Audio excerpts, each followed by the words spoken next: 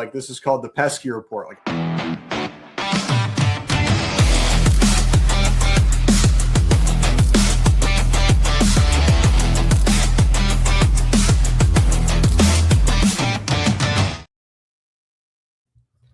well, welcome back to the Pesky Report. Did the intro video lag for you, Hunter, or is it just me? It seemed like it. Well, who knows? Regardless, it's a little bit of a sadder, minor league episode. Unfortunately, this is going to be episode 607 of the minor league show, brought to you by Beyond the Monster. This episode of the Pesky Report is also brought to you by TJ Stats, advanced MLB stats, live data, and I think it's pitcher summaries. I think was the other part. I don't have it up in front of me. We're going off the dome. There's also prospect rankings. I think I said live pitch data. I don't know. The promo code's Pesky. It's tjstats.ca, and it's promo code Pesky for 25% off your first month. It's PESKY, and that is at tjstats.ca. You actually did pretty good. Yeah, because I forgot to bring it up in front of me. It's a little bit of a somber start to this episode. So the MLB trade line just passed. We're recording about an hour or so after the trade deadline. Jordan and myself did the deadline live stream, as we've done every year for the last couple of years. And the White Sox made the biggest move of the day, but it also included trading away some prospects. So we're just going to start there. The one thing, too, I caught my eye a little bit during the intro video. We're going to have to change the damn intro video now. There's a couple of things that have to be changed around, unfortunately. A little bit of a sad one. So the Red Sox... I'm already on it. I already have a good clip to send to Jordan. I already have an idea formulating in my head. Yeah. So the Red Sox made their official trade here, and I'll pull it up. So if you're watching visually, you'll be able to see it. It's part of the graph. It was this is the graphics that we had from the deadline. So if you're watching this, Jake Rogers trade, everyone see it. The Jake Rogers trade. So the Red Sox will be known from henceforth. Yeah, the Jake Rogers trade. The Red Sox got Adley Rutschman and Jake Rogers from the Orioles. Jake Rogers, who had only been with the Orioles for 3 days after getting DFA'd by the Tigers, because they're like, we're trading Tarik Skubal. We don't need you anymore because you're literally just a personal catcher. I'm kind of shocked the Dodgers didn't want Rogers, but oh well. Your loss. We'll take him. But the Red Sox did. We'll take him for a couple days. That's my guess. Yeah, till Adley's when Adley comes off the IL, he's gone. You're gone. Bye. But the Red Sox had to give up Anthony Ianson, Endy Azekar, Kyson Witherspoon, Carlos Narvaez, and a player to be named later. Or cash. I think that I don't remember if that was Chris Cotillo or Alex Spear, but I'm pretty sure one of them put that it was player to be named later or cash. But holy hell. Jesus, I think we all this is a steep price to pay.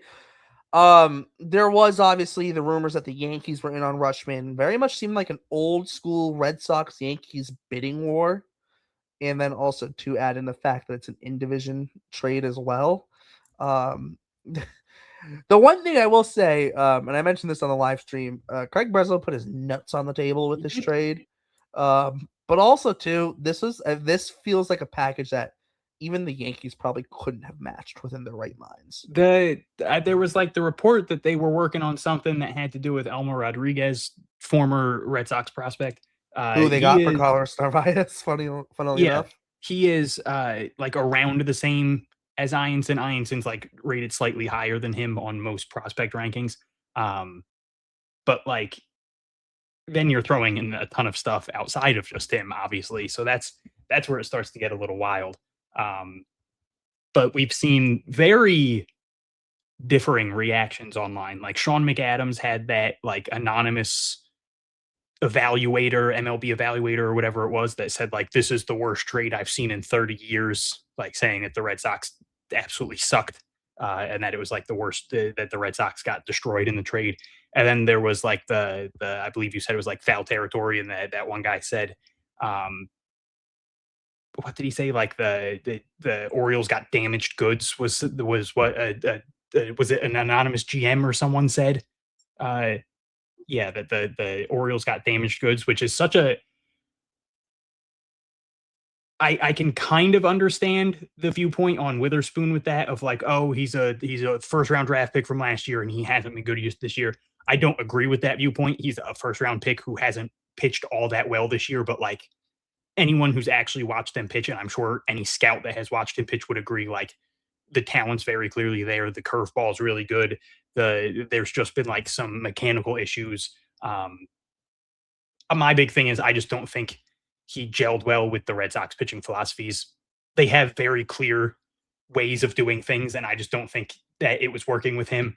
I already feel bad because I don't know who said it. So it was so who said that it was damaged goods? It was Lance Brozdowski, who's a player development analyst for Marquee Sports Network, which is the Okay. Cubs network. Okay. So yeah, that's who said it on Foul Territory. And did he? Who did he say it was though? He said he said he texted someone in another front office. Okay, another. Okay, and another so he office. said that the Orioles got duped, where they're basically taking on damaged goods and Ianson and Witherspoon. That's the quote. So like those are obviously two absurdly varying viewpoints. And then I don't remember if it was someone like Sox Prospects, Section 10, just one of the beat writers. But shit. Now I already forget what I was going to say. It was something maybe with Kyson Witherspoon. I was talking about the pitching philosophies. I was talking about gelling. Was it something about like Witherspoon going back to like his college stuff? No, because I know that was a thing that was going around a little bit too. Yeah, but like this, the second the trade was announced, or I should say, like the second, like when Carabas first put out like or I should say the second Tyler Milliken put out that Carabas, it was saying that the Red Sox were trading for Adley. My mind immediately went to, all right, well, Ianson's gone because clearly it's not going to be for Arias. But it was kind of, okay, it's going to be Ianson and what else? So the Ianson part didn't surprise me. Witherspoon, again, kind of surprised me. But that's where it was going. It did have to do with Witherspoon. I forget who said it, so I feel bad. I can't really give them credit. But someone said it, and I completely agree. Witherspoon 100% felt like someone who, like I said, didn't really gel with the philosophies, but it felt like someone who Craig knew wouldn't gel with the philosophy, but he was too good to pass up on when they had an opportunity to draft him. And it was like, the second they drafted him, it was like, all right, well, this is going to be an amazing trade chip at some point. And that was the first opportunity they got to use him as a trade chip for a legitimate, like, all-star level player. They did that. So that was where I was going with that. So like Witherspoon, again, I don't want to say surprising, but like, okay. And then Andy Azakar was where, to me, it got a little bit like, whoa, okay, that's starting to get a little steep.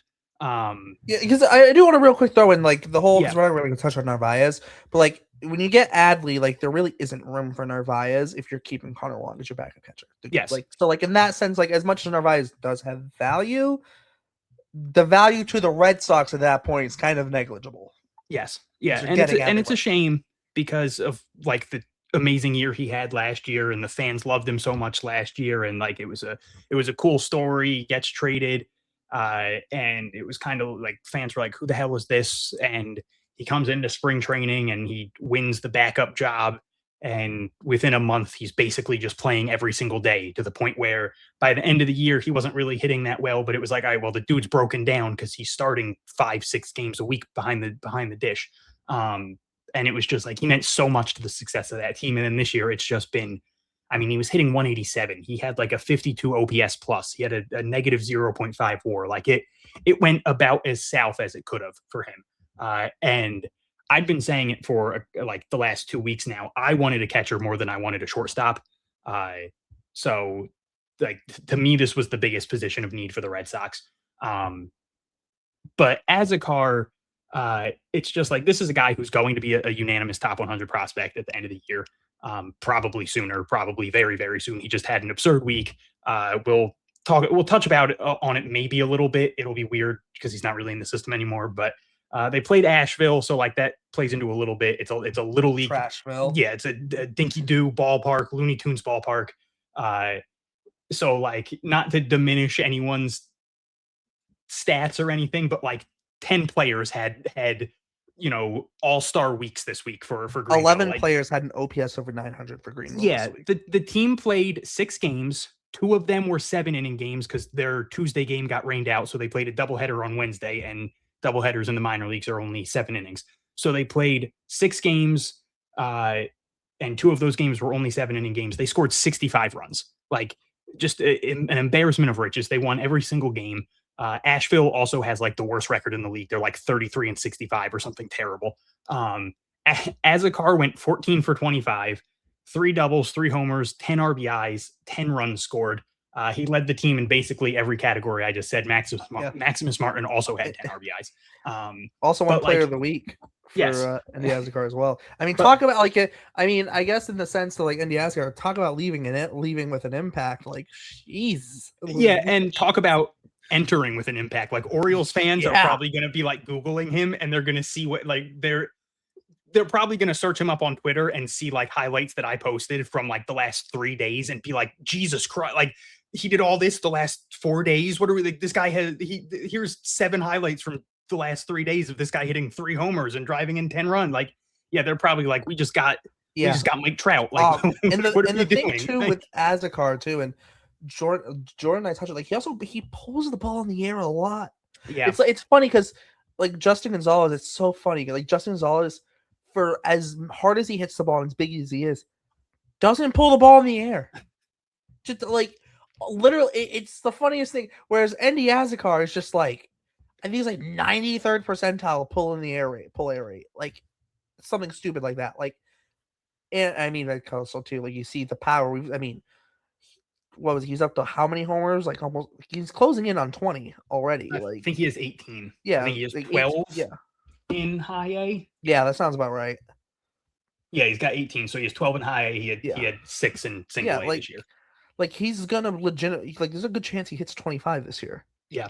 And like he's got like 25 doubles, he's got 11 steals. Like, he does the everything. guy is like there's a legitimate 19th. chance Andy Azekar is the biggest piece of this trade. Like it's like it is a lot to give up. Like it's a steep price. I mean, like I said, Craig Breslow put his nuts on the table, and good for him. It's a little bit hard on the minor league show though, especially when it's a little bit different because we are covering these guys every week and we are very much following their development path. And now it's like, okay, yes, it's not like we can't see what they're doing in the Orioles system, but it's different, right? It's like, well, they're not here anymore. Yeah, there are. Sorry, go ahead. And it is like, and it's not like the Red Sox don't have other players in the system. They do, but it still hurts, right? It's still, especially too when it is, per Sox prospects, 2 of your top 5 prospects, considering Jake Bennett was graduating. Yeah. Right. Like like I said, steep price, but then again, you're getting a top 5 catcher in baseball who is probably closer to top 3, especially considering Shane Langeliers is done for the year. Yeah, he died.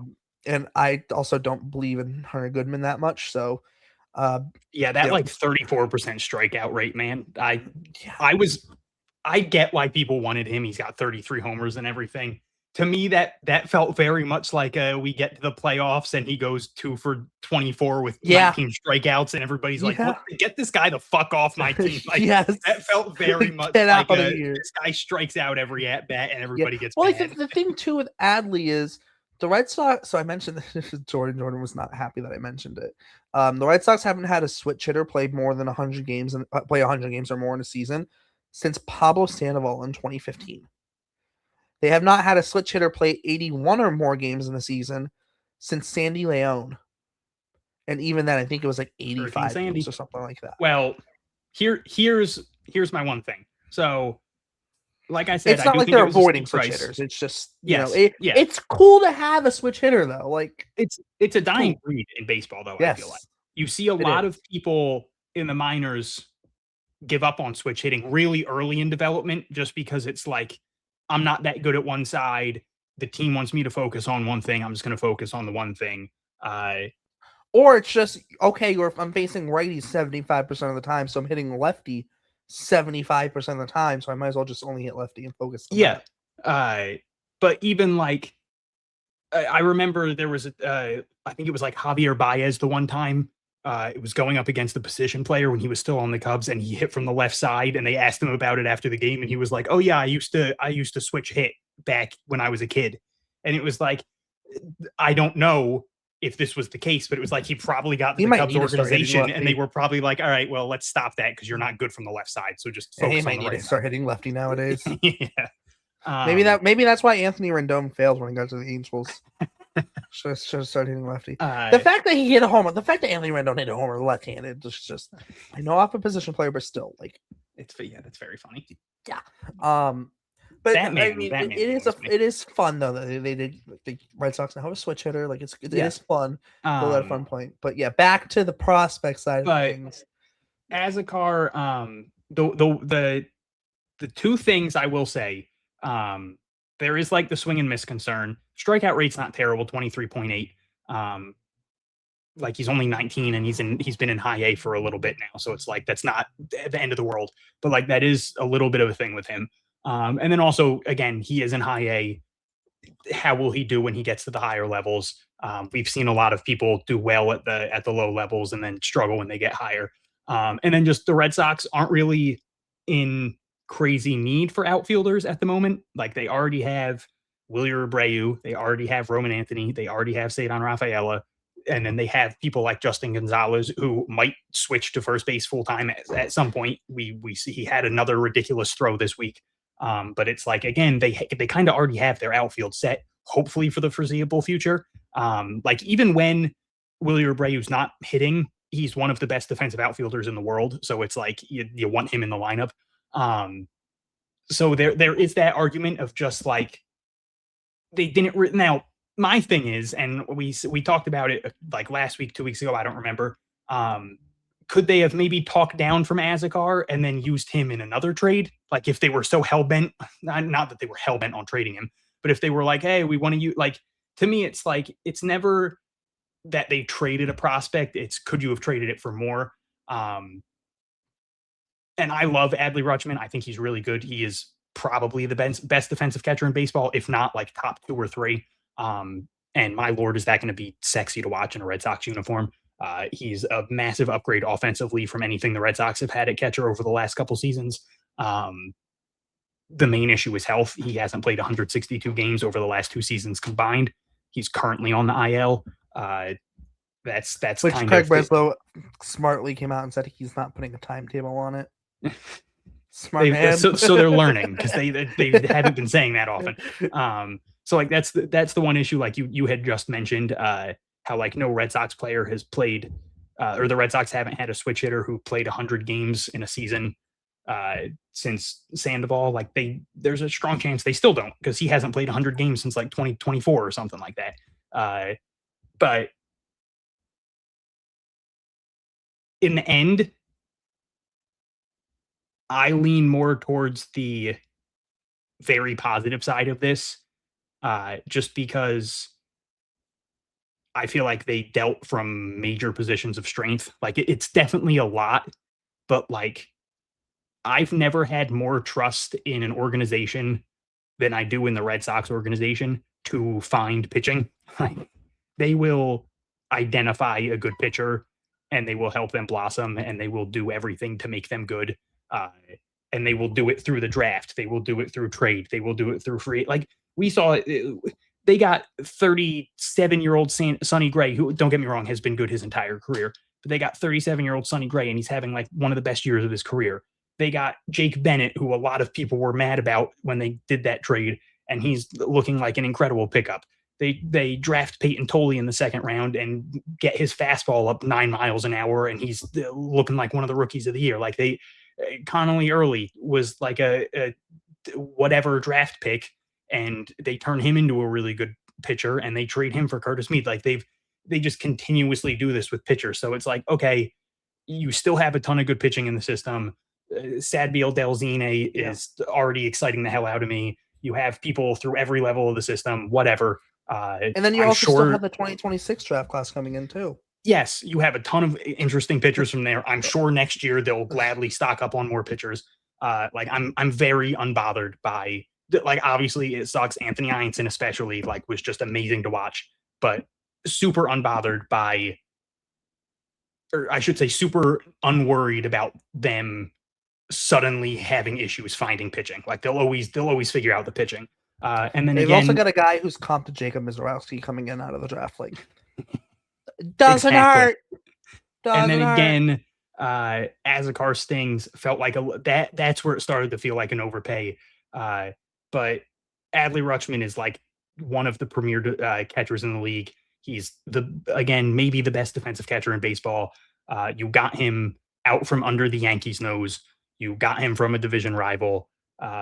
You fixed what I thought was the biggest position of need for your team. You did what you had to do.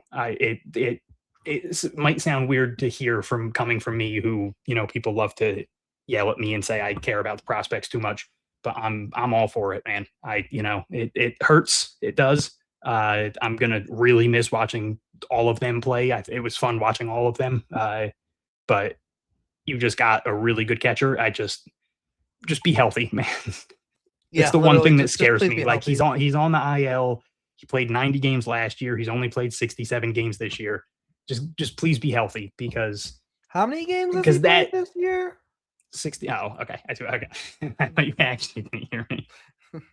Because that's the one thing that scares me, is like the possibility of all of a sudden it being, where we're at August 20th and it's like, Adley Rutschman's still not back. What are we doing? Like that's when it can start to get scary. The one thing that is like of note, like Rutschman's agents haven't been afraid to negotiate extensions with their guys a year away from free agency. So that is a plus.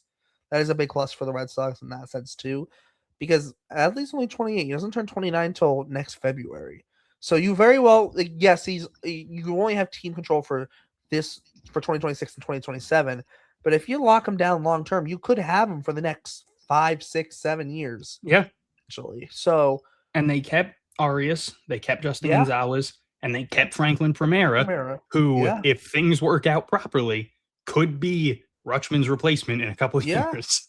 Like, and he I'm not has gonna looked lie, phenomenal. It's way too early, but I was a little bit concerned too that you might see like a guy like a Valera get moved too, because the whole Tommy John situation and being Rule 5 eligible after next year, like, felt like it might have been a good storm to, I don't want to say ship him off, but like in the sense of, with the whole Rule 5 situation with him, and we saw what happened with Paralis. I know they got Jake Bennett for him, but like there was a little bit of time there with Paralis where it's like you're gonna have to add him to the 40 man, but like, yeah, he's not big league ready yet. Yeah.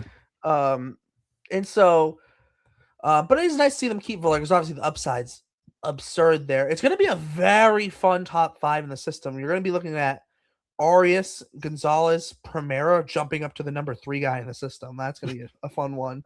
I think it'll get him a lot more eyeballs. Godbout, as of right now, set to jump up to 4. Valera at 5, and then Delzine, Soto, Phillips, Holbetts, and Cespedes seems like it's going to round out your top 10. Is this you're going Sox prospects, I'm assuming? Yeah. Based on Sox prospects, yeah.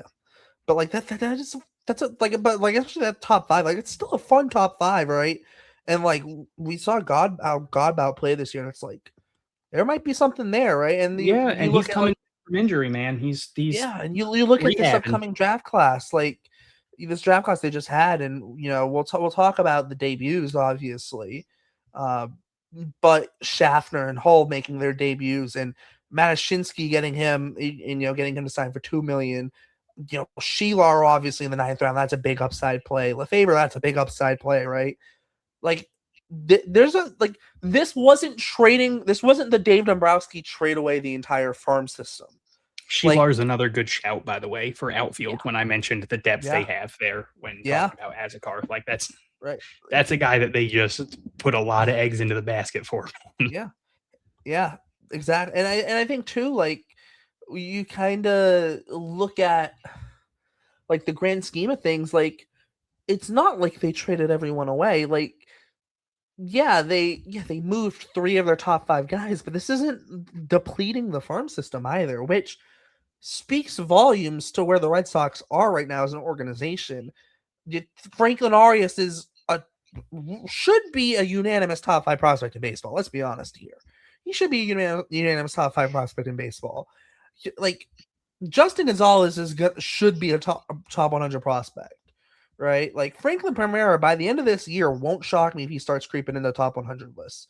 At the very least, early next year, right? Like you're like this isn't just throwing everything away that the Red Sox have built up in their fronts. And there's still a lot there and a lot to like, and that doesn't even include guys who might break out throughout the rest of the season, who might get more opportunities the rest of the season as well. Because the one thing with guys like you look at Witherspoon, for example, in that Greenville rotation. Now Witherspoon's out of that rotation. Now someone else is going to get a chance to start every week, right? Like and that's a rotation that has a ton of arms. So in that sense, like that is, we don't know what we're going to see, which is also part of the fun thing, right? We don't know who's going to kind of break out, who's going to make that next step, right? And that is, a trade like this where you haven't fully depleted your farm system, but you have also created openings for other guys to step in, right? And I think that's going to be an interesting one because, like I said, with Witherspoon, like Greenville's got like 10 starting pitchers. Like it's not like they're going to be desperate for a starting pitcher in Greenville anytime soon. So in that case, the other trade that involved prospects for the Red Sox, the only other trade they made today, this one says breaking. They made 2 other trades today. But true, but one of them didn't include prospects, actually. Sorry, but the ones that include prospects, this one actually had the Red Sox receiving prospects. So unfortunately, I guess first. Hold on, Uberstein's kind of a prospect. He made his big league debut. You know what I mean. I mean, including prospects that haven't made their big league debuts. Well, just because I feel like this is going to get glossed over. Let's just throw it out there. Tyler Uberstein got traded. Is on the 40-man roster. Okay, but let's just because I feel like it's going to get glossed over. Tyler Uberstein got traded for outfielder Eli White. The Red Sox now have 947 outfielders on their major league roster. They did not trade any of them. I have no idea what they're going to do. But you know what I immediately thought when they got Eli White? Poor Braden Ward. Because he really is just like a right-handed version of Braden Ward. I'm like, except he doesn't super get fast, hit by nearly plays as many good defense. pitches. Yeah, he doesn't get hit by nearly as many pitches though. I was just like, yeah. Braden Ward was definitely like, damn it, I was supposed to be the guy that gets called up to steal bases in September. Then literally. But the other one that included prospects that aren't on the 40-man. Unfortunately, the Red Sox traded Marcelo Meyer. They received a left-handed reliever, Erik Miller, from the Giants. Nasty. I literally joked about it. I told Jordan, I was like on the live stream, I'm like, you know what the Red Sox need to have him do? Throw it down the dick. Every pitch. Hey man. He throws he has a 47% first pitch strike rate, and which is bad. Terrible. But here's the thing: he gets no whiff, 10th percentile whiff rate. Well, yeah, because would you swing if you knew the guy probably wasn't throwing a strike? No, but here's the thing: when he throws I don't even know if I'd walk up there with a bat. Freaking hit it. He's like 90-something percentile in whiff rate, or close to it. He's close to it, or in the 90s percentile for ground ball rate. He's way up there for hard hit rate, way up there for average exit velo, way up there for launching, right? So whenever he throws the damn ball in the zone, they either swing and miss or they don't make good contact with it. It's just he doesn't throw it in the damn zone enough, right? Which is kind of funny because we joke all the time with, or I shouldn't say we joke, but we say all the time with young pitchers. It's like, you know what? Yeah, maybe they struggle with command, but every pitcher struggles with command, especially younger guys, right? I know Miller's not young, but we've seen what the Red Sox have done with Aroldis Chapman. Though. No, and he's got a couple years of team control. No, yeah, he's got 3 years after this year. But what I'm saying is we've seen what the Red Sox did with Aroldis Chapman and say, Exactly. Pitch yes. it, throw it inside, locate. Yeah, that's what I was gonna say. Like, I'm pretty sure he's walked Get me Connor before. Wong That's on how the- many people he's walked.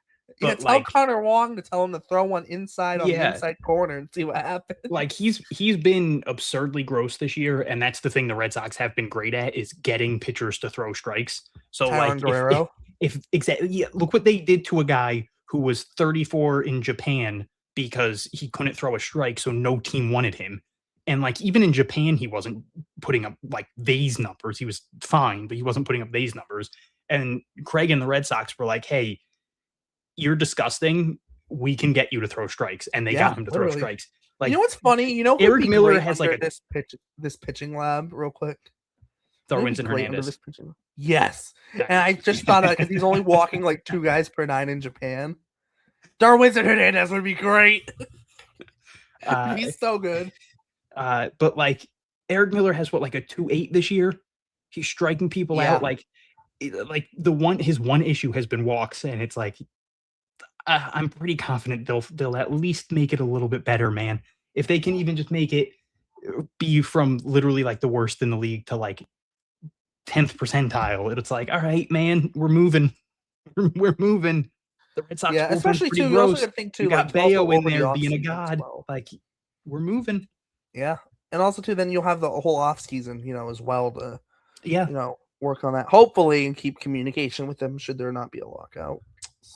Please don't. But the other kind of note on this trade, which was kind of a late, when I say late addition, it wasn't like a late addition to the trade. It was just like Lately reported announced. well after the fact. Yeah, it was Erik Miller for Marcelo for like 45 minutes, and they were like, "Oh, Red Sox also got a prospect," and I was like, "Oh, okay, it makes it a lot better." All right. So they got an outfielder, Carlos Gutierrez. Interesting profile. So hits lefty, throws righty. 21 years old. He was signed by the Giants as an amateur free agent out of Mexico in 2023. So last year in 2025 in Single A. In 60 games, 351, 445, 452, 150 weighted runs created plus. Only struck out 13% of the time, walked just under 13% of the time. And then this year in High A in 83 games, 271, 385, 441. It's a 124 weighted runs created plus. Striking out 19.6% of the time, walking 15% of the time, 26 stolen bases. He's got 18 doubles, 3 triples, 9 homers. He's only been caught stealing twice as well. And then if you look at it, if you go to TJ Stats, obviously use the code PESKY for 25% off your first month. The one thing that's here that I can really see the Red Sox working on with Gutierrez, now he does hit lefty, so it's not the monster pull the ball that you see out of righties, like pulling it towards a monster. But he really doesn't pull the ball in the air. He's only 11th percentile in pull air rate, but above 80th percentile in strikeout rate and walk rate. He doesn't swing and miss a ton. He's 72nd percentile in swing and whiff rate. His weighted on base average 72nd percentile as well.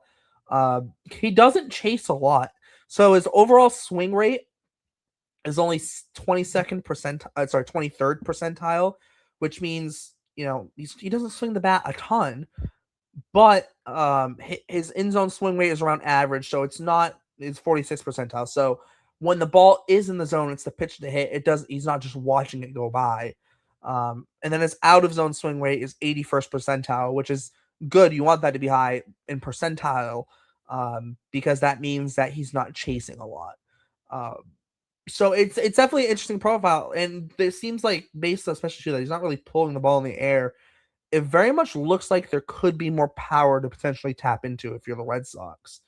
And if that is the case, you got a very intriguing power speed potential there as well. And then also too, I'll just also add positionally this year.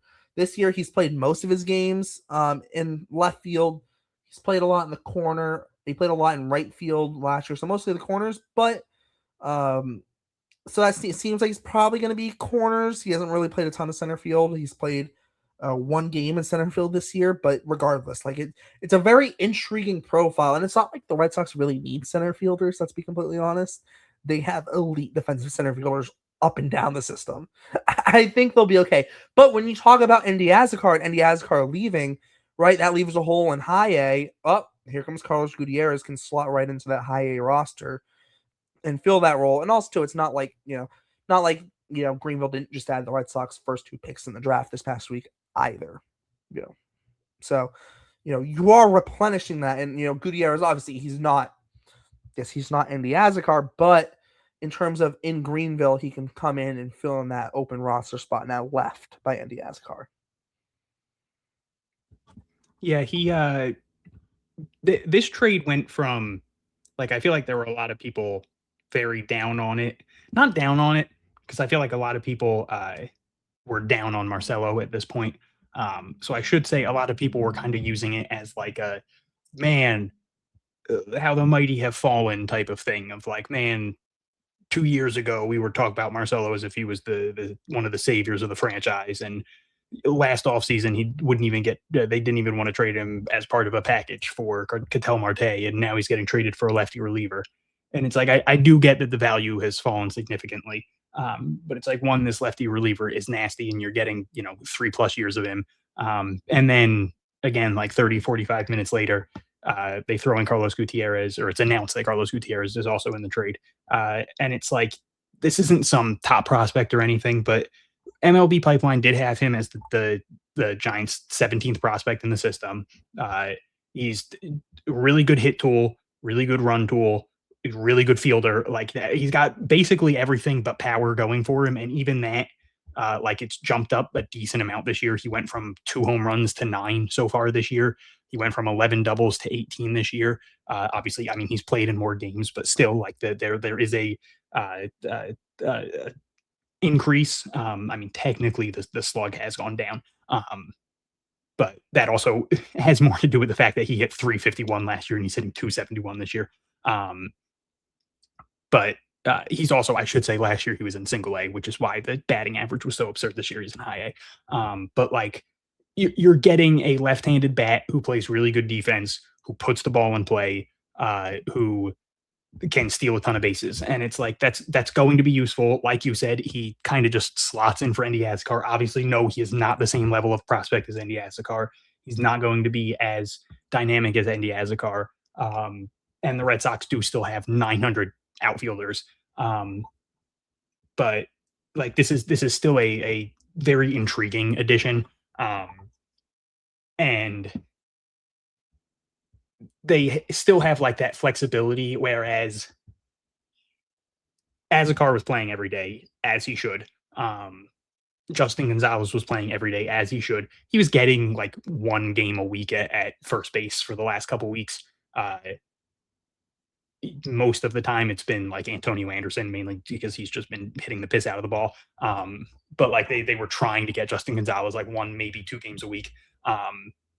But then it was like, Isaiah Jackson, it kind of has to play almost every day because he's just like that good defensively and he can hit a little bit. But then it's like Yoferi Rodriguez. He had a phenomenal week. He in that 7-inning, they played the doubleheader. He started the doubleheader 7 for 7. He went 5 for 5 the first game, and then started the next game 2 for 3. I think he ended up going 7 for 8. And it's like, again, I know I talked about how it was like a Looney Tunes park, but he wasn't hitting homers. They were, he was finding the gap for doubles. He was hitting singles. One of them was like a bloop single, but still, like, he was finding holes. You have Stanley Tucker, who, I mean, he can play the infield. They have him at third. They have him at second, but he can play the outfield. Like Owen Hull is now there. So it's like, and he played DH his first game, and then he was center field the next game. So it's like, they just have so many bodies. And Gutierrez is going to slot in nicely where they're going to be able to play him, 5 times a week, but it's not like an Azekar situation where it's a dire need to play. I don't know. I don't know how to word this properly without kind of cracking on the guy. If he plays, if there's a week where he only plays 4 games, it's not like it's going to be the end of the world. Yes. If he only gets in 3 games in 1 week, it's not going to be the end of the world. Yes, but at the same time, I do still genuinely think he's a very intriguing prospect. Yeah, and also definitely. To say all this, I kept mentioning over the last couple weeks how I didn't think the Franklin Arias promotion was going to come until after the trade deadline. And then obviously it ended up coming, a week and a couple days before. I would not be shocked if Justin Gonzalez gets promoted very soon. He has been phenomenal. He looked really good for the most part this series. He struggled a little bit towards the end of the week. But like he went 5 for 17. He had more walks than strikeouts. He's been walking a ton lately. It really seems like teams are starting to get scared of him. We're seeing a lot of like he'll hit the piss out of the ball. He'll hit like a home run, and then it'll be like the next 4 at bats, he'll see like 3 combined strikes. And it's like, all right, man, like we get it. He just hit a 480-foot homer, but like you're going to have to throw him a strike at some point. Like to be fair, they might be scared of him considering, they might actually be scared of him. They probably don't want to get slapped. Yeah. I mean, hey, you know what? People can talk about it, whatever you want, but if the pitcher doesn't want to pitch you because they're scared of you, I mean, hey, I'd say job well done. But like for as good as Azekar was this week, he was hitting in front of Gonzalez. Like they were pitching at Azekar. There were a lot of times where they were not pitching at Justin Gonzalez. So it's like I do feel like that promotion's coming, and maybe with Azekar and Gonzalez gone, then it kind of just evens things out, and it's like, okay, Hull takes his spot, Gutierrez takes a spot, Isaiah Jackson and Yoferi Rodriguez kind of get mixed in, and then you just kind of have Stanley Tucker always in the infield, just moving around. So I mean, like things could very quickly figure things out. But yeah, I think that's just that really makes this trade from like, okay, it kind of makes sense. Marcelo Meyer's kind of fallen out of favor, and they added Curtis Mead, and Andrew Monasterio has been fantastic this year. So like, you don't want to stop giving him playing time. And Franklin Arias has become what he's become. So like, he's clearly like the hopeful future for the shortstop position. So it's like, it makes sense that you were like, all right, you know what, let's figure out something for Meyer now. And you get like this good, controllable left-handed reliever. And then you add, again, like an intriguing, I don't think he's ever going to be some top prospect or anything, but it's like, okay, you add an intriguing, good defensive outfielder with speed. And those are the two things we always say, speed and defense are always going to translate. They don't slump, so like you always have a floor when you have those two things. So like it's what's good interesting? that what Gutierrez makes me think of a little bit not like the exact same player or anything, but like William Bray was never a highly like thought of prospect. He was like, the quote unquote afterthought in the in that he was trade. The second piece in the Vasquez trade. Yeah. He was like the Astros. He was ranked in like the 20s of their team rankings, which that farm system was not that good at the time either. No, it was not. Right. And people were so mad at that trade, and now that's one of the things that they look back on and they're like, okay, Craig did something right. And it's like, well, Heim. Well, Heim did Heim, yeah, sorry, Heim. Yeah. But like there is but like, and the reason I bring it up though is like even when William was in like AAA, he was never like a super highly ranked prospect.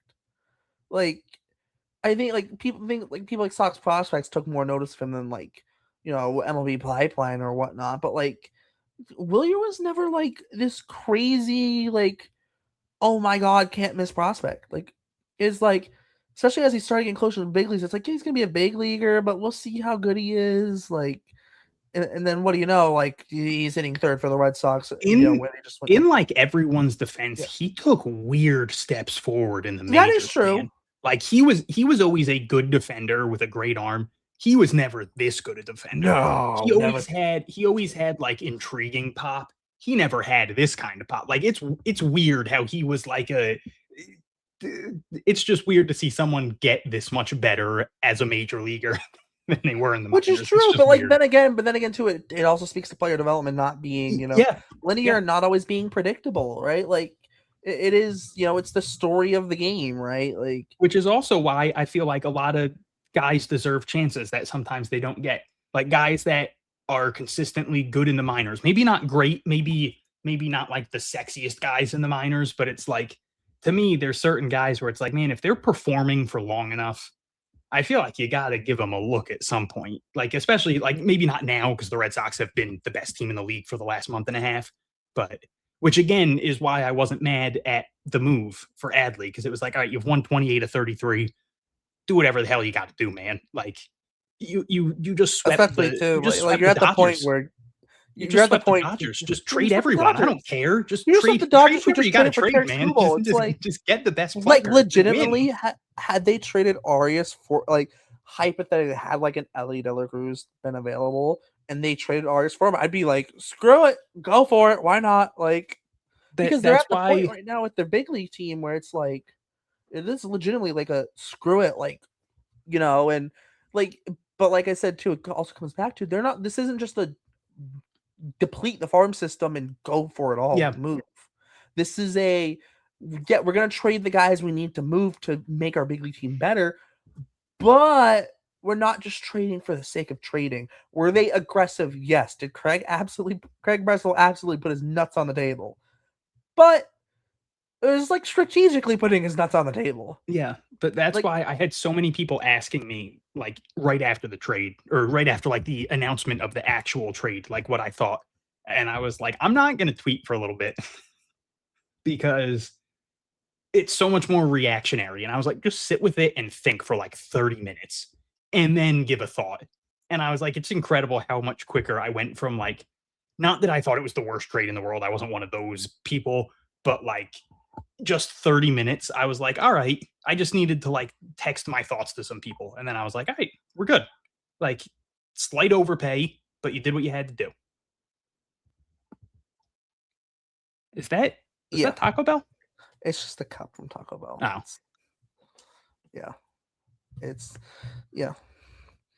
I might as well make use of the cup while I have, might as well make use of the cup. But no, I lost what I was gonna say. But like you kind of you bring in Gutierrez, right? Like you mentioned, he really does fit well into that kind of high A fold. And like I said, the reason I bring up Willier too is because like Gutierrez is not like the highest thought of ranked. He's not the highest ranked prospect, but like obviously the Red Sox didn't just get him for the sake of we see a prospect and why not, right? Like clearly there's something they like here. Like Yoiker Fajardo, go back to Yoiker Fajardo when the Red Sox got him. We were here on this podcast just looking for like an ad. Oh, let's get an add-on for crochets. Oh, no, fun name, Yoiker Fajardo. And then the Red Sox get him for what was it for Cam Boozer? Was it Cam Boozer? And it's like, oh, they got Yoiker Fajardo, like cool.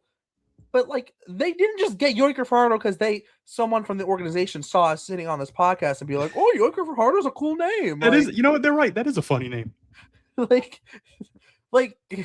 that's not why they did it. But I mean, like, is it a cool name? Absolutely. But like, they saw something, and then he ends up being part of a package with the Cardinals, and all the deals he made with the Cardinals to get Sonny Gray and Wilson Contreras, and just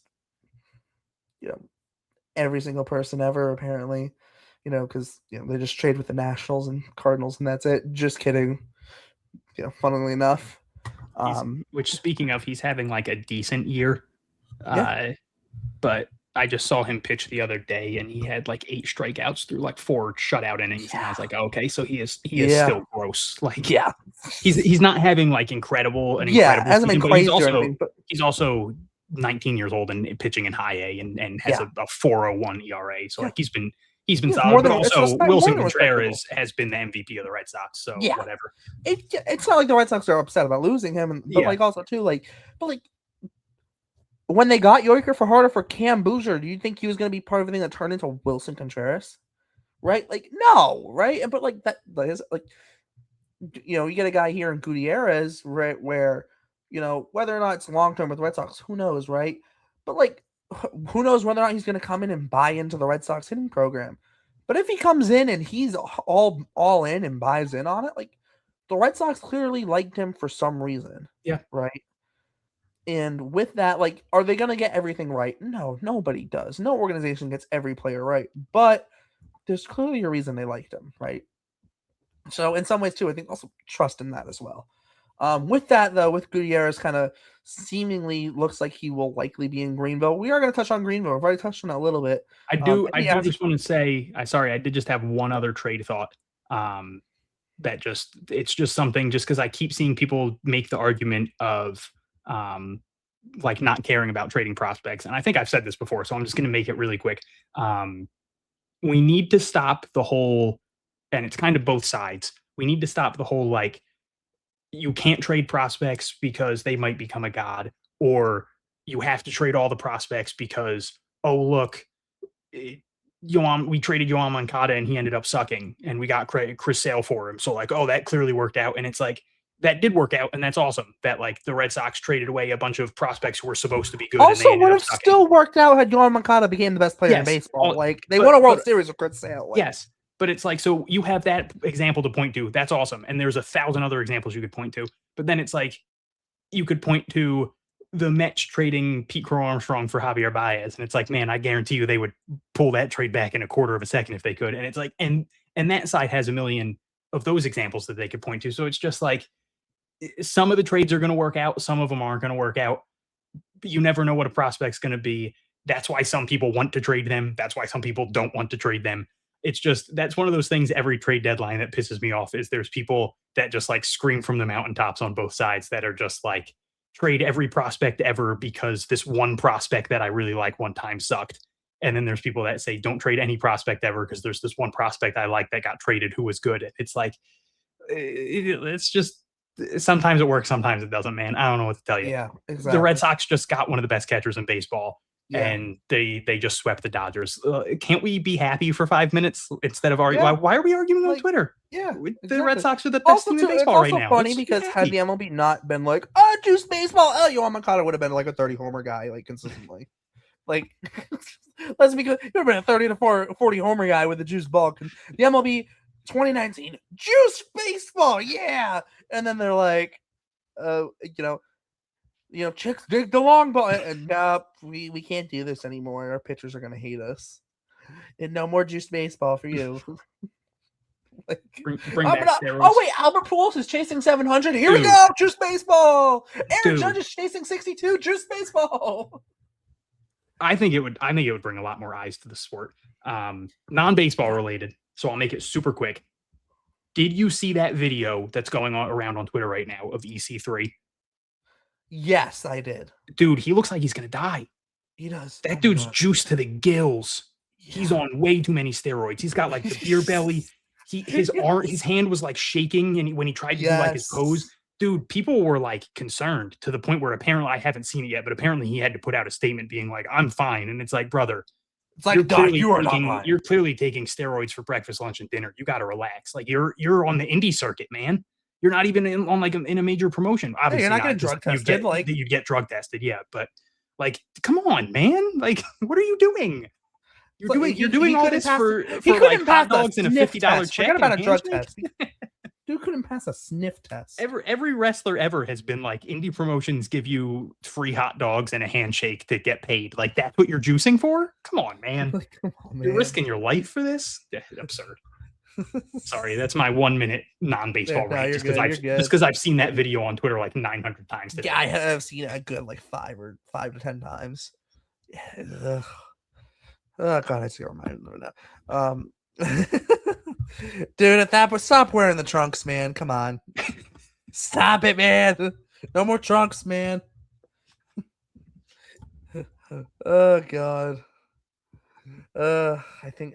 I think he somehow got cursed by Danhausen, even though he hasn't been around Danhausen. Jeez Louise. But speaking of, Gutierrez slotting into Greenville, we'll touch on Greenville. Obviously, Andy Asgard, one player of the week, 14 for 25, 3 doubles, 3 homers, 10 ribbies. Nazan Zanatello. Hello, Nazan Zanatello. I have not gotten off the Nazan Zanatello is going to figure it out train. I've not gotten off it. The 2 games he played, 6 for 10, 2 doubles, a homer, 3 RBIs. He did strike out 4 times, but literally every time he put the ball in play, it was a hit. That's hilarious. Literally, like, what more do you want? Was it perfect? No, nobody's perfect. Like, the guy went 6 for 10. Ferry, I'm just gonna kind of read through all the stats just so we can at least get them all in, and then we kind of, because if we talk about every single person, we'll be talking about Greenville for 5 hours. Yeah. Ferry Rodriguez went 9 for 17, 4 doubles, 3 RBIs, 2 walks, just 4 strikeouts. Gerardo Rodriguez 8 for 16, 3 doubles. He had 4 walks with just 2 strikeouts. Jake Schaffner in his 2 games in his debut, 3 for 8, double, triple, 4 RBIs, 2 walks, just 1 strikeout. Owen Hull also debuting 5 for 10 in his 2 games, 2 doubles, 4 RBIs, 1 walk, just 1 strikeout. Maximus Martin 6 for 16 with a double, 2 home runs, and 10 RBIs. Isaiah Jackson 5 for 14, a double, a homer, 6 RBIs, 5 walks this week. Luke Heyman 7 for 17, 3 doubles, 3 RBIs, 3 walks for him. Justin Gonzalez 5 for 17, home run, 7 walks, and 6 strikeouts. So more walks and strikeouts. And then Ronnie Hernandez 5 for 14, a double, 5 walks, just 4 strikeouts, also 4 RBIs. Well, also Hudson White also had a home run this week. Antonio Anderson had a pair of doubles. And Yolan Cespedes was only in Greenville for 3 games because he got promoted. Yeah, bonkers. What a week. Bonkers. Not to take anything away from anyone. Asheville's a Looney Tunes ballpark, and they're the worst team in the league. Like 90% of their pitchers have ERAs over like 6. In the one game, I forget who the pitcher was, but he was the starting pitcher, and the announcer, which bless that dude, because I feel so bad for him. Like, they're losing every game like 19-1, and he has to sit there and try to act like it's good baseball. I feel so like that must not be a fun job.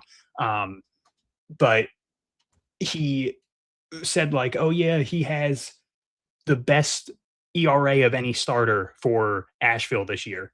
And I was like, this dude, he sucks. And he was like, he still has the best ERA for and at the point he had given up like 5 runs through like 2 innings.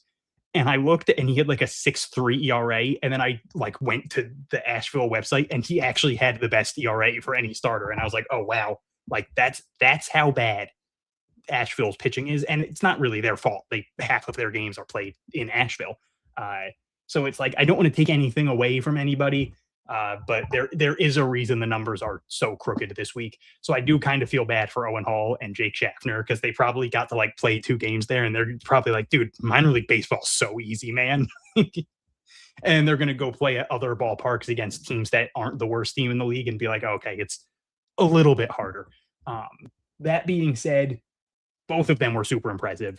Every at-bat was good, like competitive at-bats. They fouled off a ton of pitches. Owen Hall's swing is pretty. My God, Jake Schaffner is one of the fastest human beings I've ever seen.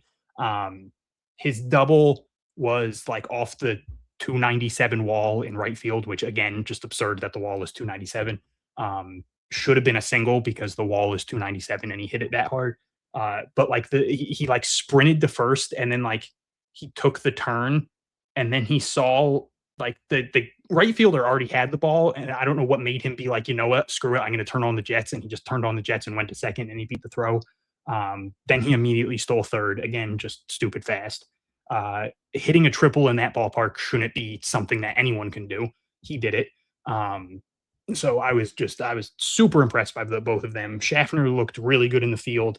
Hall only played 1 game in the field. He DH'd the first game, played center the second game. Had a couple balls hit his way, but nothing that like tested him really. Gonzalez walked 7 times. Like they didn't really want much to do with him most of the series.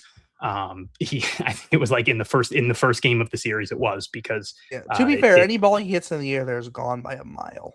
Yeah, but it was like a 450-foot homer over the center field wall. Like it was like Mickey Mouse field. That ball was gone in any ballpark in the world. Well, that's kind of what I mean, though. Any ball he hits in the air is like not even close. There, yeah. Even a ball that's like within 20 to 30 feet at another field of, just only 20, 30 feet past the wall at another field is like 150 feet past the field in Asheville. Yeah, like I think they saw him hit that homer, and they were like, never mind. If you think Yankee Stadium's cheap with the short porch, you have not seen Asheville's field. You just haven't. Nothing is that crazy. It's so obscene how small that field is. I had multiple people tweet at me for like when I was posting clips, like, dude, what is this ballpark? It's not a real ballpark. Nobody knows. Like, what are we doing here? I saw defense, it's super old. And like I respect them for never changing it. But like I saw something too. They're like, oh, our right field wall is 36 feet, just like the Green Monster. Bitch, no. Like just no. Like, fuck you mean, like, the Green Monster? Like, the Green Monster at least is 310 feet. Like, it originally was made to keep people out of your stadium. Like, with how many runs you're giving up, you're just going to be lucky to get people in your stadium. Like, keep losing 50-1 every game. In their defense, it's 102 years old. It's the oldest minor league ballpark. I respect them for being like, screw it. These are the dimensions. Deal with it. Like, I do think that that's kind of cool. It's like a fun, you play there twice a year and it's like, oh, okay, the hitters are going to go bananas. Like, we make fun of it, but I do think it's fun that every time they go there, I'm like, oh, who's going to be the guy that's going to hit 5 home runs this week? Who's going to be the guy that has just an absurd week? I feel bad for the pitchers. It's tough to be there as a prospect too. Someone needs to ask Willier about that. Like, there's no way that's good for your development. There's on either side. Whether you're a pitcher or a hitter. If I was a pitcher, I would ask if I could just skip high A. I'd be like, can you just bump me up to double A? Yeah. Like, and if you're a hitter, it's like, it looks good. It's going to inflate your stats, but like, it's not doing you any good if a routine fly out to homer. It's not doing you any good. But like it is fun to especially now that they actually stream the games. It is fun to get to watch them play there. I feel bad for the pitchers, although the Greenville pitchers actually did very good this week for the most part. Again, just because Asheville's just that bad this year. Kristian Witherspoon has arguably his best start of the year before getting traded. You know, figures. Hey, upped his trade value a little bit. True. Bump it up a little bit, you know. Just enough to get Adley. But I mean, again, Yoferi Rodriguez started 7 for 7 in that doubleheader. That was awesome. But yeah, I do genuinely believe like Justin Gonzalez hit that homer and he hit it so far that they were like you said, any ball he hits in the air might be gone, and they were just kind of like, let's not really throw him good pitches the rest of this series. Like, if he wants to hit the ball, he'll have to do something with a bad pitch because let's avoid a 6'7" mammoth who's like 270 pounds and can probably beat the ever living shit out of all our pitchers. Like, the man just probably smart for slapping someone last week. Let's stay away from this guy. Hudson White had his first homer of the year. Like you said, Nazan had a really good week. It was cool to see him back, and like he had the homer, but he also had like a double down the line. He had a double in the gap. So again, we could talk about the ballpark being weird, but if you're finding gaps, you're finding gaps. Like, that really doesn't have too much to do with the ballpark. So he's one of those guys. They did promote Cespedes, so that opens things up a little bit, but they do still have a ton of infielders, especially with Schaffner there now. Like, Martin can play the outfield a little bit. Zanatello can play the outfield a little bit, I guess, but it's like they're really going to have to do a lot of shuffling. But that's another guy that's going to need some playing time. But it was good to see him come back and do a little something because it's been a tough go for him with injuries so far. But like, as of right now, he's not played a ton of games and the batting average is low. But doesn't he have like a 900 OPS on the year now? Maybe not counting FCL, because FCL he went nuts. Yes. Okay, so in 10 games for Salem or for Greenville, he's hitting 250 with a 916 OPS. Hey man, could be worse. Could be worse. 3 doubles, 2 homers, 3 steals. Like, it's the strikeouts. He's got 18 strikeouts and 32 at bats. So like, that's where the big issue comes in. But hey, just like a pitcher who walks too many guys. Figure it out. And if you can't figure it out, hey, Joey Gallo is a big leaguer. And you know what? Some guys can figure it out. And a pretty damn good one for a couple of years. I will always trash Joey Gallo when it comes to guys who strike out a lot. You know what? If Joey Gallo can figure it out, so can you. And then they send him to the Yankees where they thought he'd be great because of the short porch, and then they just God, that's one of my favorite. That's one of my favorite things. Whenever someone gets moved to the Yankees and people freak out and they're like, "Oh my God, he's gonna hit 500 homers there," and then they suck. Like, to a lesser degree, kind of Giancarlo Stanton. Like, everybody was Jacoby Ellsbury. He was coming off that like 60 homer season, and everybody was like, he's gonna hit 80 homers at Yankee Stadium, and he's never even hit like 40 for them there. Well, he also can't stay healthy even when it comes to just lifting a bag of chips. And I do like him, so that sucks. But Like I wish it wasn't injuries that were causing the issues. I never want someone to get hurt, but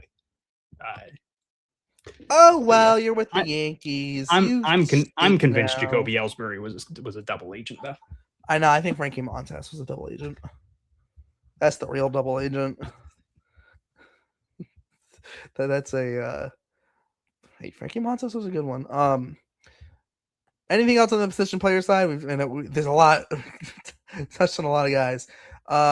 Moving on to the pitching side of things. Obviously, like I mentioned, Kyson Witherspoon having one of the better starts before he gets dealt. I really want to touch on this Marcus Phillips start.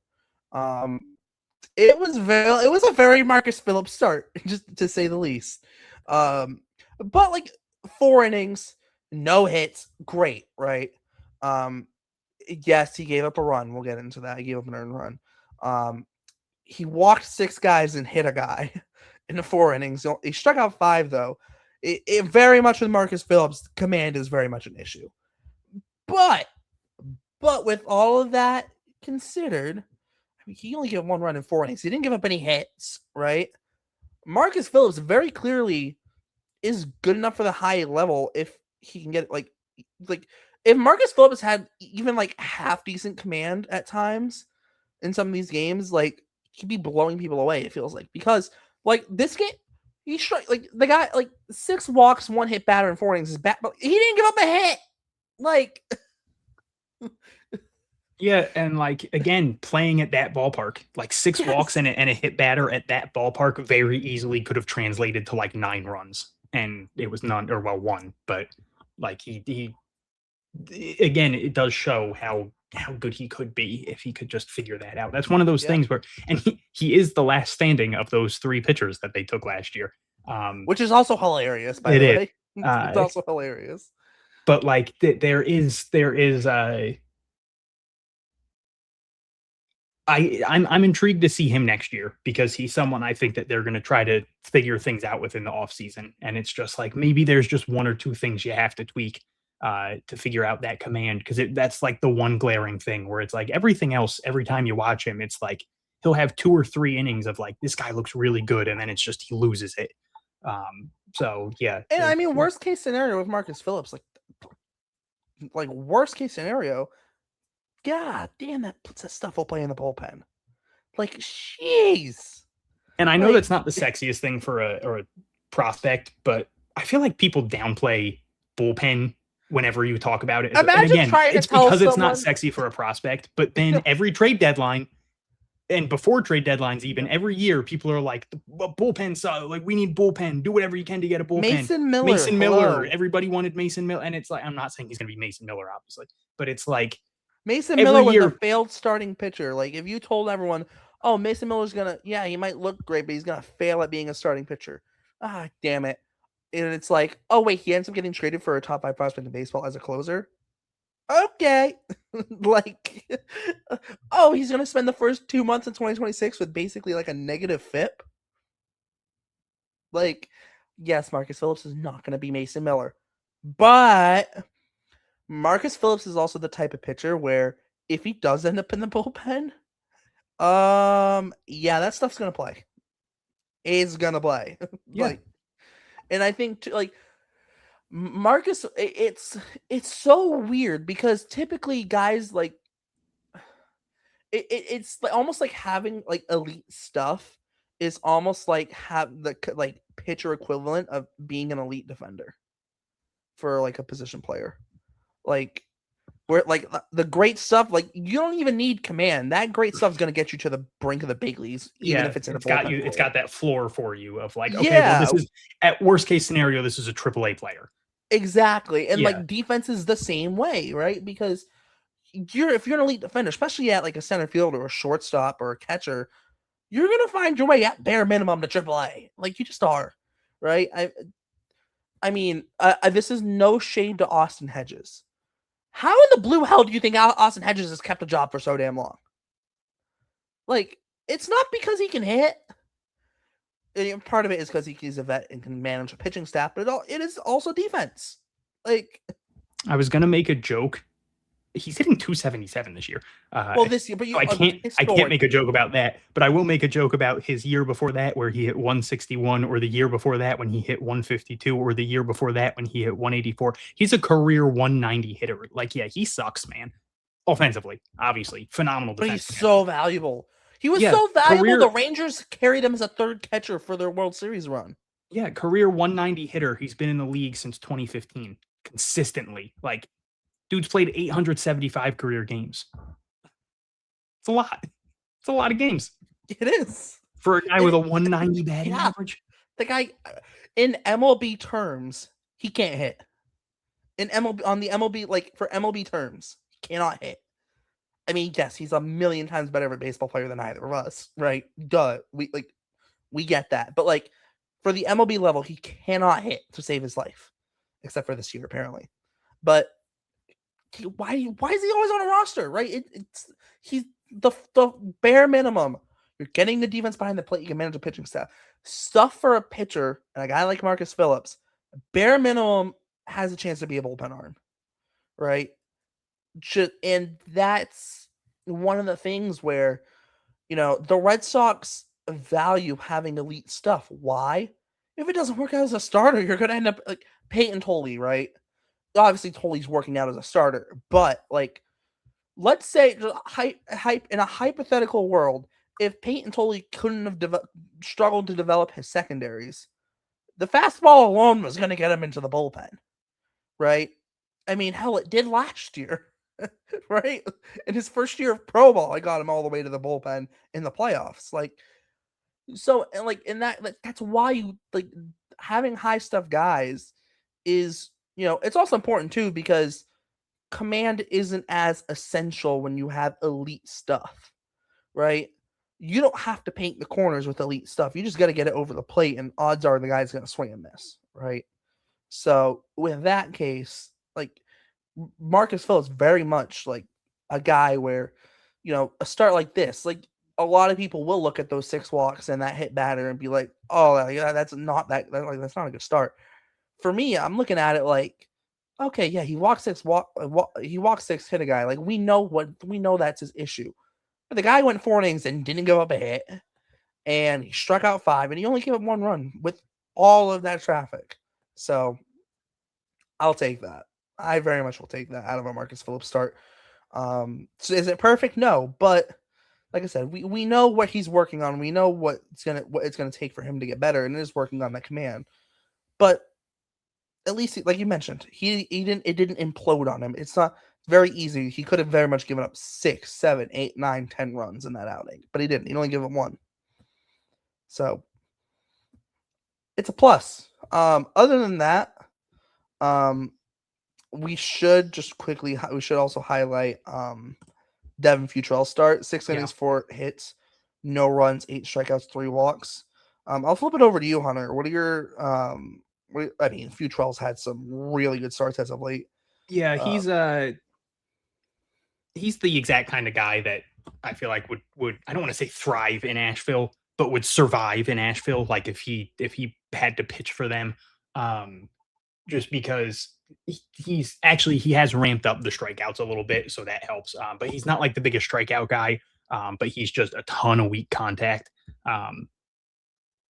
So it's like the two kind of people that I think could maybe survive there is just someone who's getting like 14K an inning or per 9.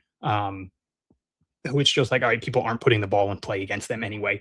Or someone like Futrell, who it's like, okay, he'll get a semi-decent amount of Ks, and then just everything is a weak pop-up or a slow roller to second base, or, like he's the ball's not coming off the bat hard against Futrell.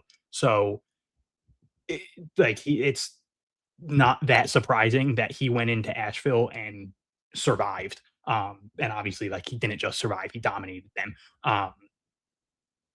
But yeah, he had a couple rough outings semi recently. But for the most part, it's just been really impressive start after really impressive start for Devin Futrell. And like, we're down to a 3.76 ERA on the year. I think he's got like a 4.02 in high A or something like that. Like he's up to 95 strikeouts and 83 and 2/3 innings. He's only got 16 walks.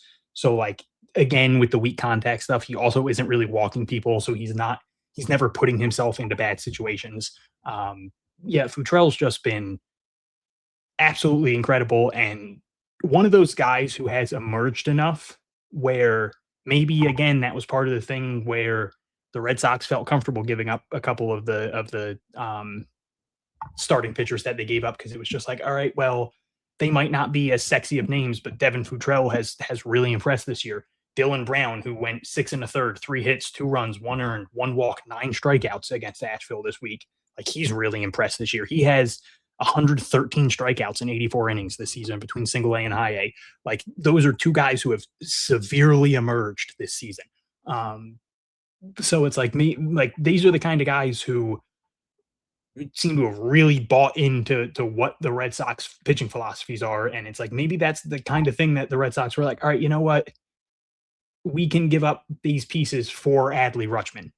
Like, don't get me wrong. It's not like I can't imagine they wanted to give up Anthony Ianson. The dude has like a 1 ERA on the year. He had like a 1.5 in double A. He was probably knocking on the triple A door. And it wouldn't have been that crazy to me if he would have made his major league debut towards the end of the year and like kind of like Peyton Tolley did last year. But like for Adley Rutschman, they were probably like, you know what, if we got to do what we got to do, we have these guys emerging, we have more guys coming. Like that's the bonus of these kind of arms figuring things out. And you know, it's a blessing to have a guy like Futrell in the system figuring it out. It's a blessing to have Dylan Brown figuring it out. So yeah, he's one of those guys who every week might not be the guy that any fan is like, oh, when's Devin Futrell starting this week? Like I want to go watch Devin Futrell, or I want to be able to make sure I'm tuning into the Devin Futrell start. But it's like he's probably going to have the best start of the week, man, or like at least top 3. Like he's probably going to give you 6 innings, 2 runs tops. Like he's going to be gross. So rarely are we not talking about Devin Futrell on this program. Yeah, he had a very good start. I don't want to be on Greenville forever, but is there anyone that you feel the need to touch on Hunter?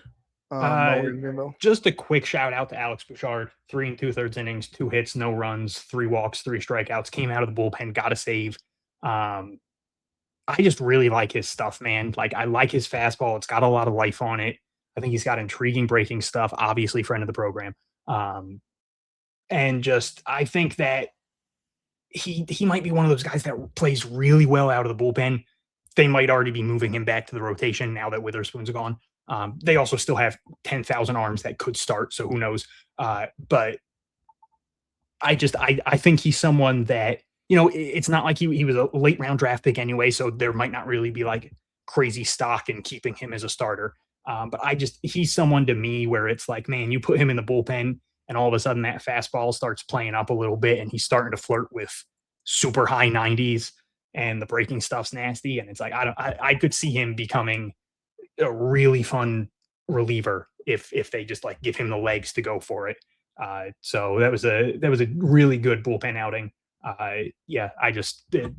Good outing for him that I feel like needs to be highlighted because I'm intrigued by bullpen Bouchard.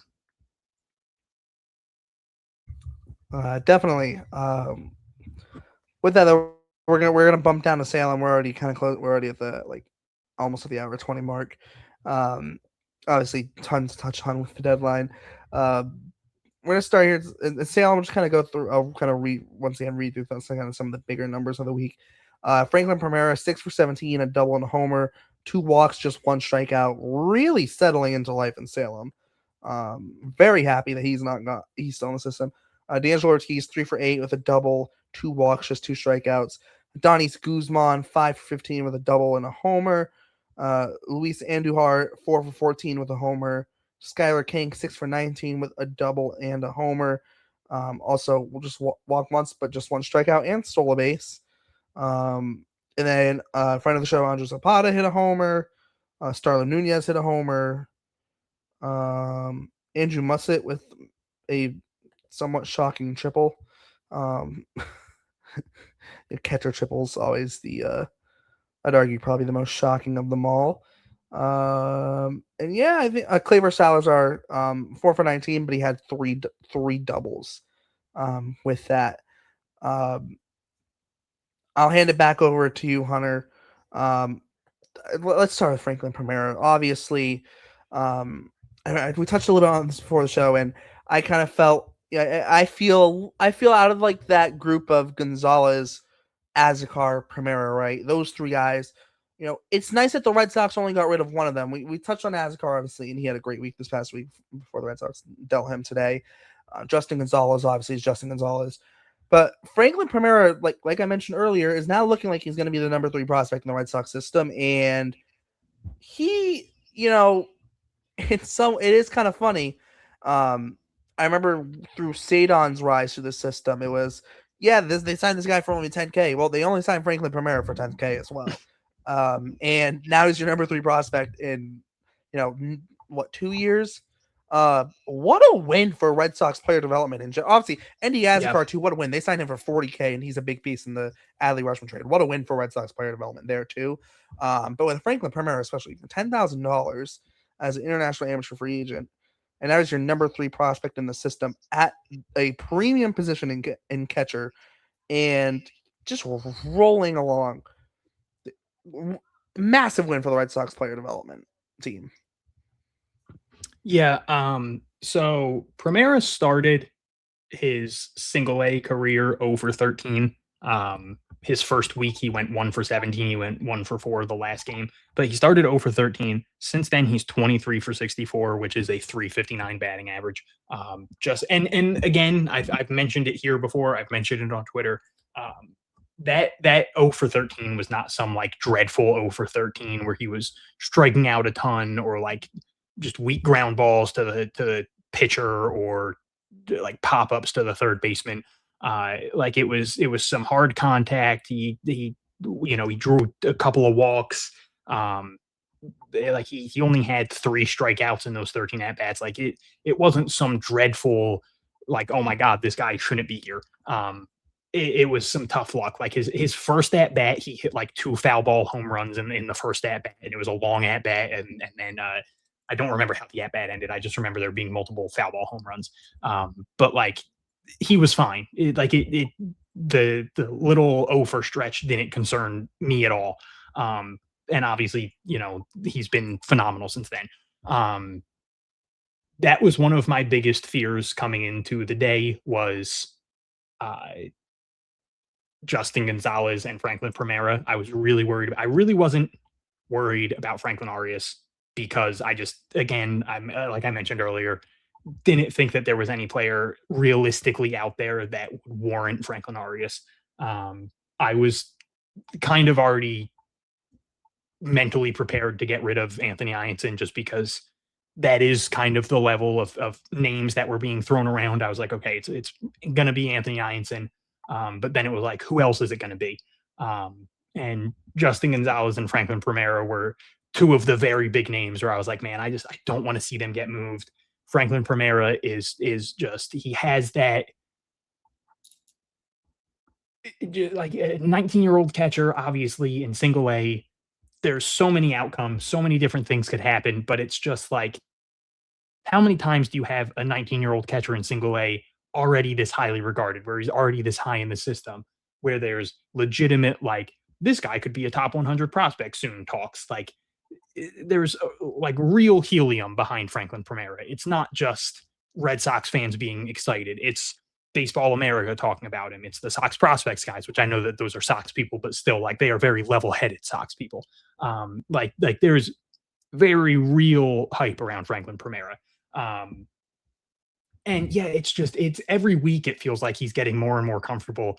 Every week he feels like the best hitter in the lineup. He gets you the best at bats. He doesn't strike out a ton. He tends to have a productive at bat. If there's a guy on second, even if he doesn't get a hit, he's moving him over to third or something like that. Like it really just feels like Franklin Primera is playing much more mature than a 19-year-old who's had 77 at bats in single A. it's to me that was one of the bigger wins of the day, was keeping Franklin Primera. Again, mentioned it earlier, but it just really feels like there's a perfect setup where obviously a ton of things have to go right, because again, he's had 77 at bats in single A. I'm not trying to crown him the next great catcher, but if things line up properly and work out right, and he goes on the trajectory that people hope he can, like there is a world where 3 years down the line, the Red Sox have extended Adley, maybe a couple year extension. And it's like, okay, 3 years down the line, now Franklin Primera is coming in and he's kind of taking over for Adley, and Adley's still playing a decent amount because he's a really good defensive catcher, but Primera is getting some time. And it's like, okay. And then another year down the line, it's kind of just, this is Franklin Primera's team now. Like it really feels like there could be that smooth, seamless transition of power at the catcher position. And it's like the Red Sox can go from not really having a catcher for the longest time to hopefully just having this position figured out for a very long time now, thanks to this trade, and then getting to keep Primera today. And it's been another really good week for him. The thing that sticks out to me is the 2 strikeouts and just 1 walk. Other way around, sorry, the 2 walks and just 1 strikeout. Like 1 strikeout in 5 games for anyone is impressive in 19 plate appearances. But 1 strikeout for a catcher in 5 games, I feel like is just like, that's, you don't get that kind of hit tool from catchers, man. You really don't. Like a 19-year-old catcher not striking out like that, like, and he's got a cannon, and he's a good defensive catcher, and he has pop, like, and he hit a homer. Like there's just not a lot of bad things that you could say about Franklin Primera, man. Yeah, they kind of covered it all, but like, yeah, there's so much to be excited for, and yeah, there's a long way to go in his development, no doubt, right? Like, obviously, but what else are you gonna expect, right? But I will say that we're getting to the point now with Primera a little bit, at least for me, we're getting to the point too where it's like, after that first rough stretch, he's really been like just steaming hot, and it's like, okay, it's like, is this gonna, like, when does this stop, right? It's I'm at the point where I'm starting to question, like, okay, like, is this hot streak gonna stop, or like, is this just gonna be what he's gonna do, right? And like, I think the questioning of that speaks to how much, at least, I believe in his talent, right? Because if it was someone who I didn't have faith in, like, I'd be like, oh, it's just a hot streak, it's gonna end, right? But like, it's getting kind of to that point with Primera where it's like, hot streak, or like, this is a hot streak, but like, is it really a hot streak, or is he just that damn good, right? Because obviously we saw the numbers in the FCL, like, they were really good, but like, you never know how they're gonna translate, right? Because we've seen times where they do translate, we've seen times where they don't translate. But like you mentioned, that first like 13 at bats where he didn't have it, where he was struggling, and I put struggling in air quotes, wasn't really struggling.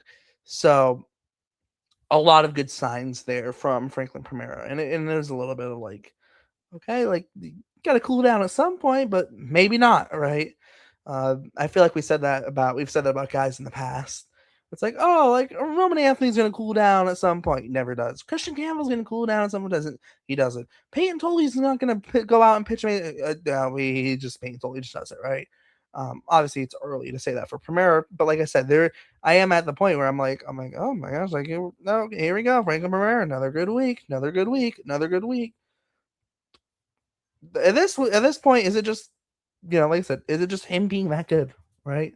Only time will tell, but it's been extremely impressive. I think I mentioned it in passing, but like Bella kind of mentioned all at once, the home runs this week: Primera, Adonis Guzman, Luis Andujar, Skylar King, Andrew Zapata, and Starlin Nunez. I do want to touch on Skylar King. So this week he went 6 for 19 with a double, and obviously the aforementioned home run. He also stole a base. He hasn't had the greatest go of it so far this year, but he's, we talk about stuff for the pitchers and that stuff being that floor. Skylar King defensively, like, he's got that floor defensively where he can kind of it's going to carry him. And the real question for him long term is going to be, how does the bat develop? He has been interesting this year. So I was actually looking at this. He has been horrid in day games this year. Horrible in day games. Skylar King has. He's hitting 273 in night games with a 799 OPS. As obviously his stats would just, go away. That's great. Thanks, MILB.com. In day games, though, he's only hitting 143 with a 495 OPS. As MILB.com decides to hate me continuously. This is so much fun. Is it doing like the it keeps popping up like the Norton ad blocker or whatever? No, it's just that's what it keeps doing to me the last couple days. It's just like it just free. keeps popping up like Norton it's just going security. to like a blank screen for me. Yeah, MILB has been sucking the last couple days. It's been miserable. Yeah. Well, it's gotta love it. Maybe they have a lockout. Maybe they can fix their website. Maybe that'll be maybe the players' union should fight for that. But yeah, he's been like I said he's been bad in day games, but then also too you look at his numbers. April 172, 643 OPS. May 228, 644. June 234, 713 OPS. July in the 19 games in July. In July 321. 321. Yes, you got it. Yeah, 321. I'm going 872 OPS. 321 batting average, 872 OPS.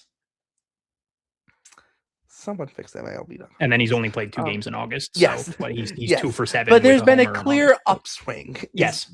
Every month he's gotten better. And it's been pretty significant. So yeah. Yes. And so with the weather heating up, also too, maybe some less day games, right? No more less of the let's have Wednesday the school field trips game. Wednesday school kid day game. Bring the kids on a field trip from the local elementary school. It's one of my biggest boomer takes, man. I can't stand those games because all you hear the entire game. Worcester had a 12 o'clock game. No. Worcester had a 12 o'clock game on a Thursday after a 6:45 start the night before. Literally, I was there the day after on the Friday. Love Iggy Soares.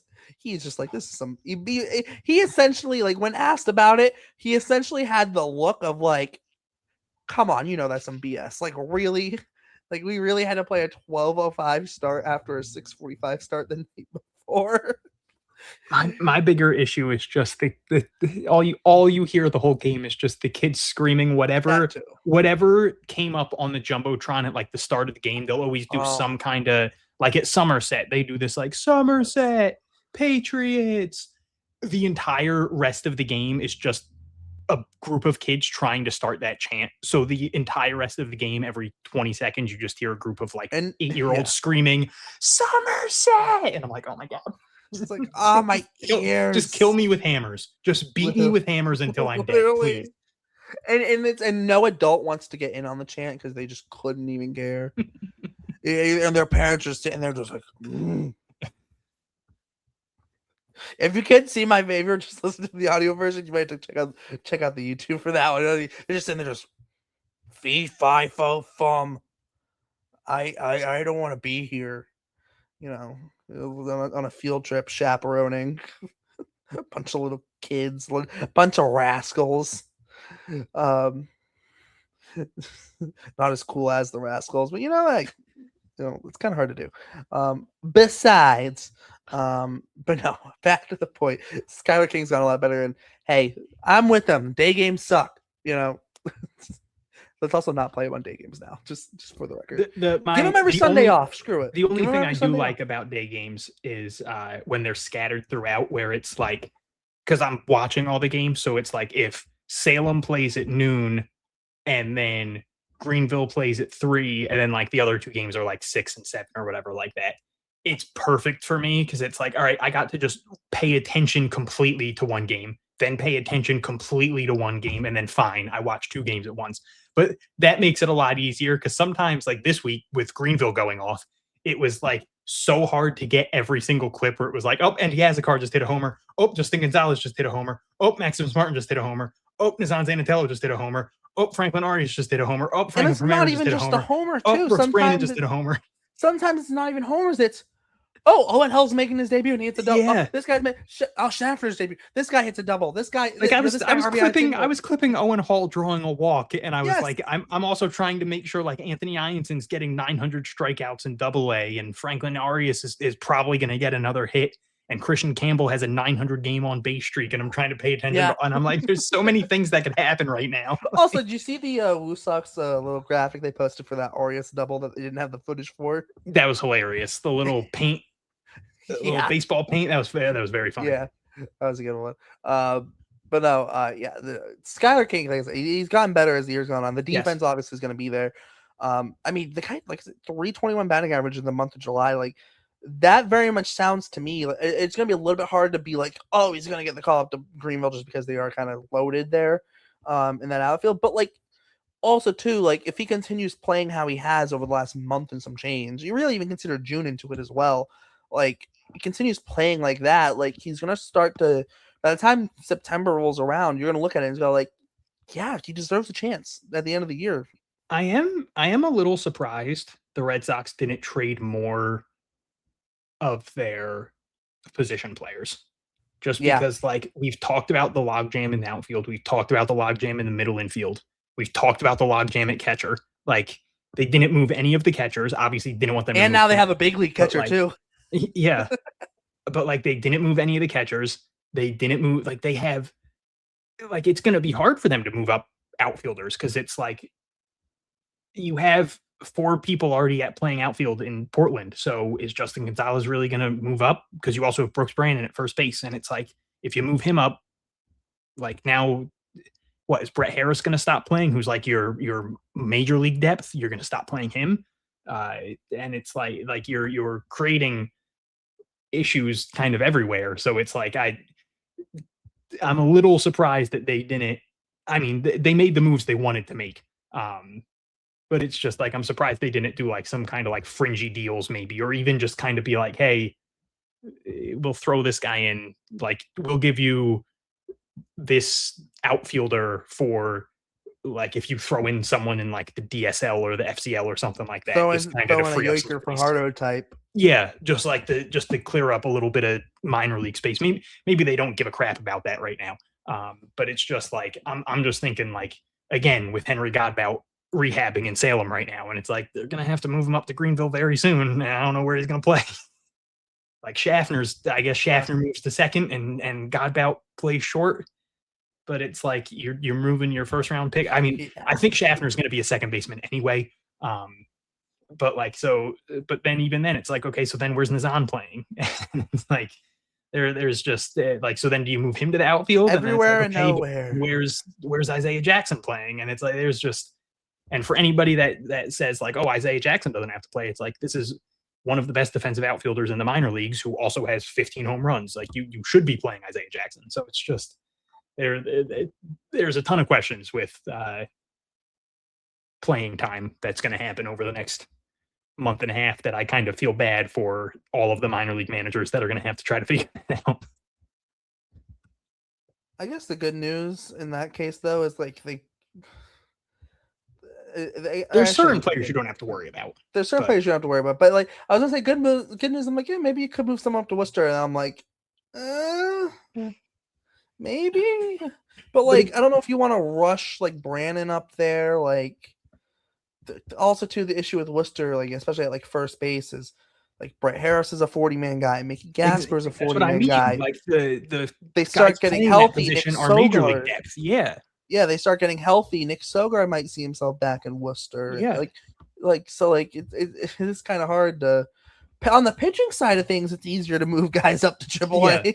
Yeah. They've got 3 starting pitchers, and no offense to Raymond Burgos, but one of them is Raymond Burgos, and he's 27 years old, and it's so like if they need to move Hayden Mullins up, or it's funny now Ionson's not going to be in the Portland rotation anymore. Yeah, like they could, right? And then you can always move guys up. So on the pitching side of things, especially in the starters, it's not as big of a deal. Really, it's not as much of a logjam now. But yeah, on the position player side of things, there is.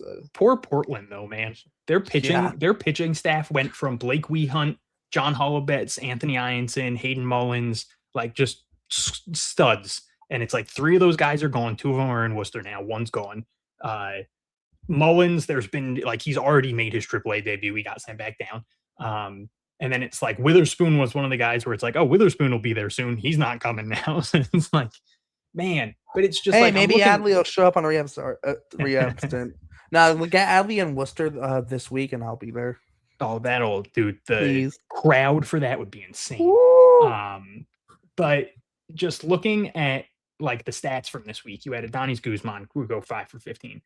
That just had the one hit. It was the triple, but like he's been good for the most part this year. Salazar went just 4 for 19, but it was 3 doubles and he had 5 RBIs. He had obviously Primera, and it's like Primera is obviously the one that's going to get most of the playing time, and those other 3 guys can all play first base. But it's just like, how do you figure out the playing time for them? Like, it's really hard to not play Salazar right now, who's hitting like 277 and leads the team in RBIs and has been incredible over the last 2 months. Adonis Guzman was playing fine in high A before getting sent down because they were like, we have too many catchers and you're not playing anymore. And now he's been phenomenal in single A. Like he had a 486-foot homer last week. Like it's just like none of these guys are like these elite tier prospects. Cliver Salazar does kind of intrigue me. I'm not calling him an elite tier prospect or anything, but he does kind of intrigue me. So it's like maybe they're not overly worried about getting these guys like consistent playing time. But they are still all, 20 years old. Guzman's, I think, 22. But like Salazar and Musset, I think, are both 20. And it's just like, this is still the time where they can develop and become legitimate prospects. So it's like, it's just, you're creating these issues where it's like, you're really balancing, D'Angelo Ortiz still has to get some playing time. I know he can also play third. Like Ian Fernandez can play first base. He's been playing more like shortstop lately, but again, Henry Godbout's there at the moment. He's gonna I assume he'll play a couple more games, but then he'll move back up. Fermin's an outfielder, but Starlin Nunez also plays outfield, but can play shortstop. Avinson Pinto can play shortstop. Like there's so many people at all these positions. It's just Givian Cervania plays the infield. Like there's just it's very loaded. But yeah, I just looking at the catcher situation in Salem and then thinking like it really doesn't get better in Greenville. And then it really doesn't get better in Portland.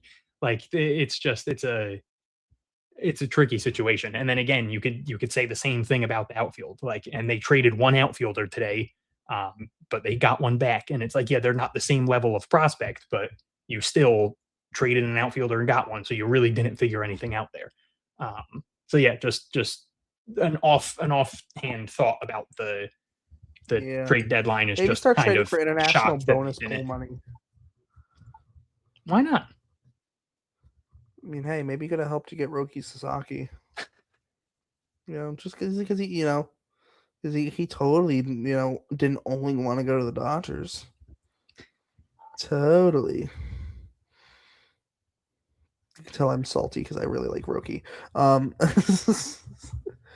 You know how nice it'd be to be a Dodgers fan, and one star you get to root for Scooball. They just got swept by the Red Sox, so who cares? Well, no, but like coming up, they get one start they get to root for Scooball. One start they get to root for Yamamoto.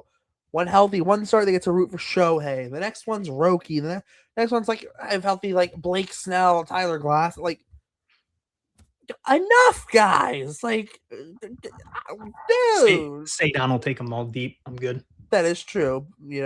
Or Willier if not. Curtis Meade would have, but it's just Adley will.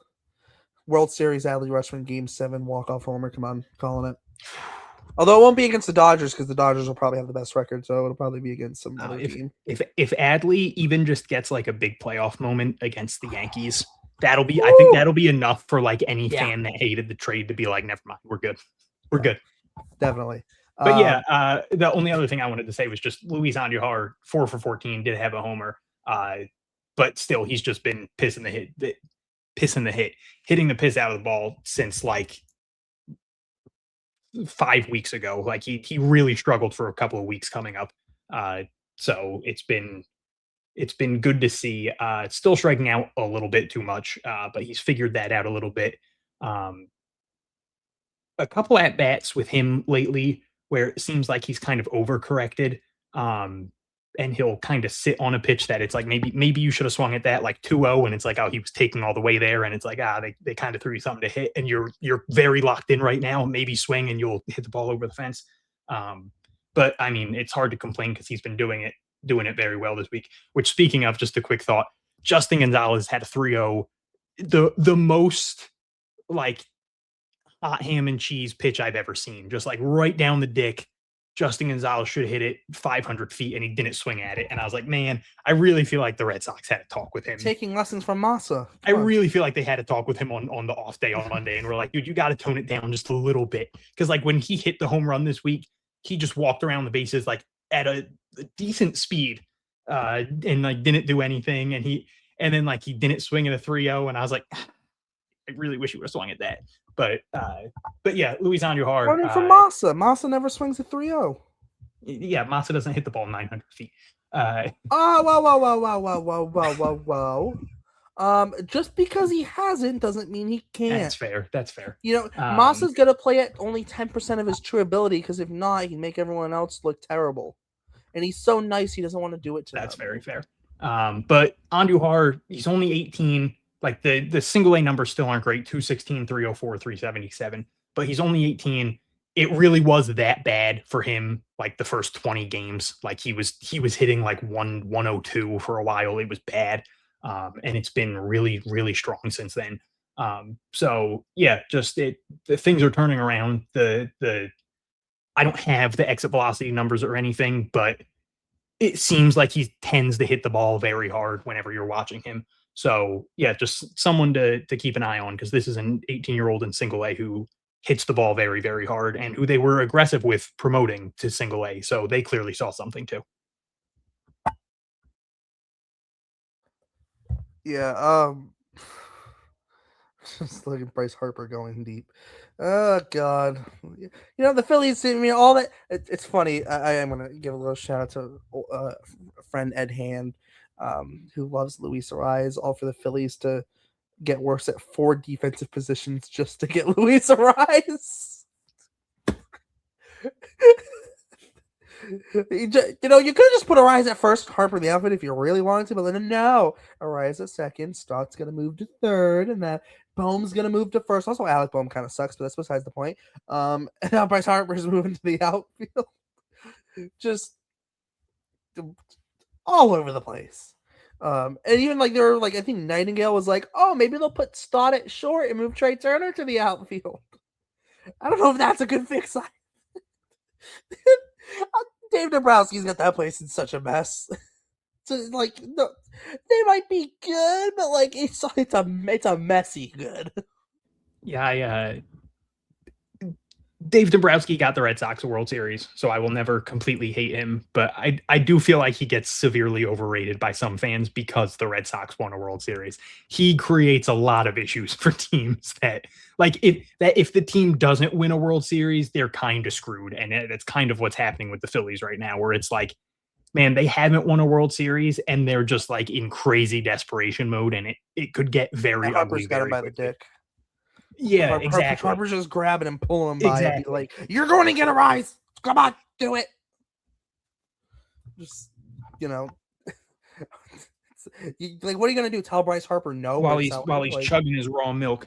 Yeah, like what are you going to do? Tell Bryce Harper no? Like you're paying Aaron Nola $500 billion to be a terrible pitcher. Like, yeah. I mean, like, it's... Trey Turner's got a sub 300 OBP, and he sucks at shortstop. Yeah, let's just be completely honest. He sucks. Alec Bohm hasn't been good since he was an all-star, and even then he was a quote unquote all-star in air quotes. Like, come on, like Alec Bohm can't hit, and he's not good defensively, and he's even not good defensively at first base when he's played there. So yeah. I love Kyle Schwarber. He great home run hitter and everything, but like something that doesn't get talked about enough because of how many home runs he hits, dude striking out 35% of the time. Like Bryce Harper's comeback year, he's hitting 255. Like he's got a 503 slug. But it's like the World Series really saves Dombrowski I from imagine that defense a lot having of to play hate that against the he. Red Sox Yeah, right now. Like, yeah. oh, the Red Sox are gonna sacrifice bunt and probably score a guy from second on a sac bunt.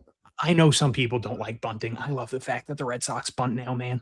I don't like bunting on the sense of just bunting for the sake of bunting. I don't know, man. Well, Like, no. When I I say was saying it bunting to for my the sake of friend. bunting, I don't be like, oh, we're just gonna bunt so we can say we bunted. Like, no, but like if you're gonna be strategic about it, yeah, go for it, right? I was saying it to my friend the other day though. Like, I don't know why Duran doesn't bunt more, man. Like, you're hitting 190. You're one of the fastest players in the league. Drop some bunts down. Just get some hits. Get on base. Use Like, the you don't speed. like. I guarantee you, your batting average would jump a little bit if you just bunted. The amount of hits he's had recently that are just like slow rollers to the first baseman, and it's like, dude, just bunt a little bit more. I'm not saying bunt every time because obviously then teams would just prepare for it. But like, drop but down then if one. they bring the infield in, then there's That's what I'm saying. Yeah, just drop it opens down up one the bunt holes a in between game. the infielders too. Drop down one bunt a game. Sometimes it'll work. Sometimes it won't. But it's like then maybe the infield starts playing in. Then you could start getting hits over the infield's head. Then they got to play back. Then you drop down a bunt again. Like, it's just crazy. Get on base because you're fast. Create some havoc, man. I like bunting. Pull out a Braden Ward. Get up on that plate. Come on. Yeah. Let's go. Come on. Get up on the plate. Let's go. But no. Yeah. I'm assuming is where we're going.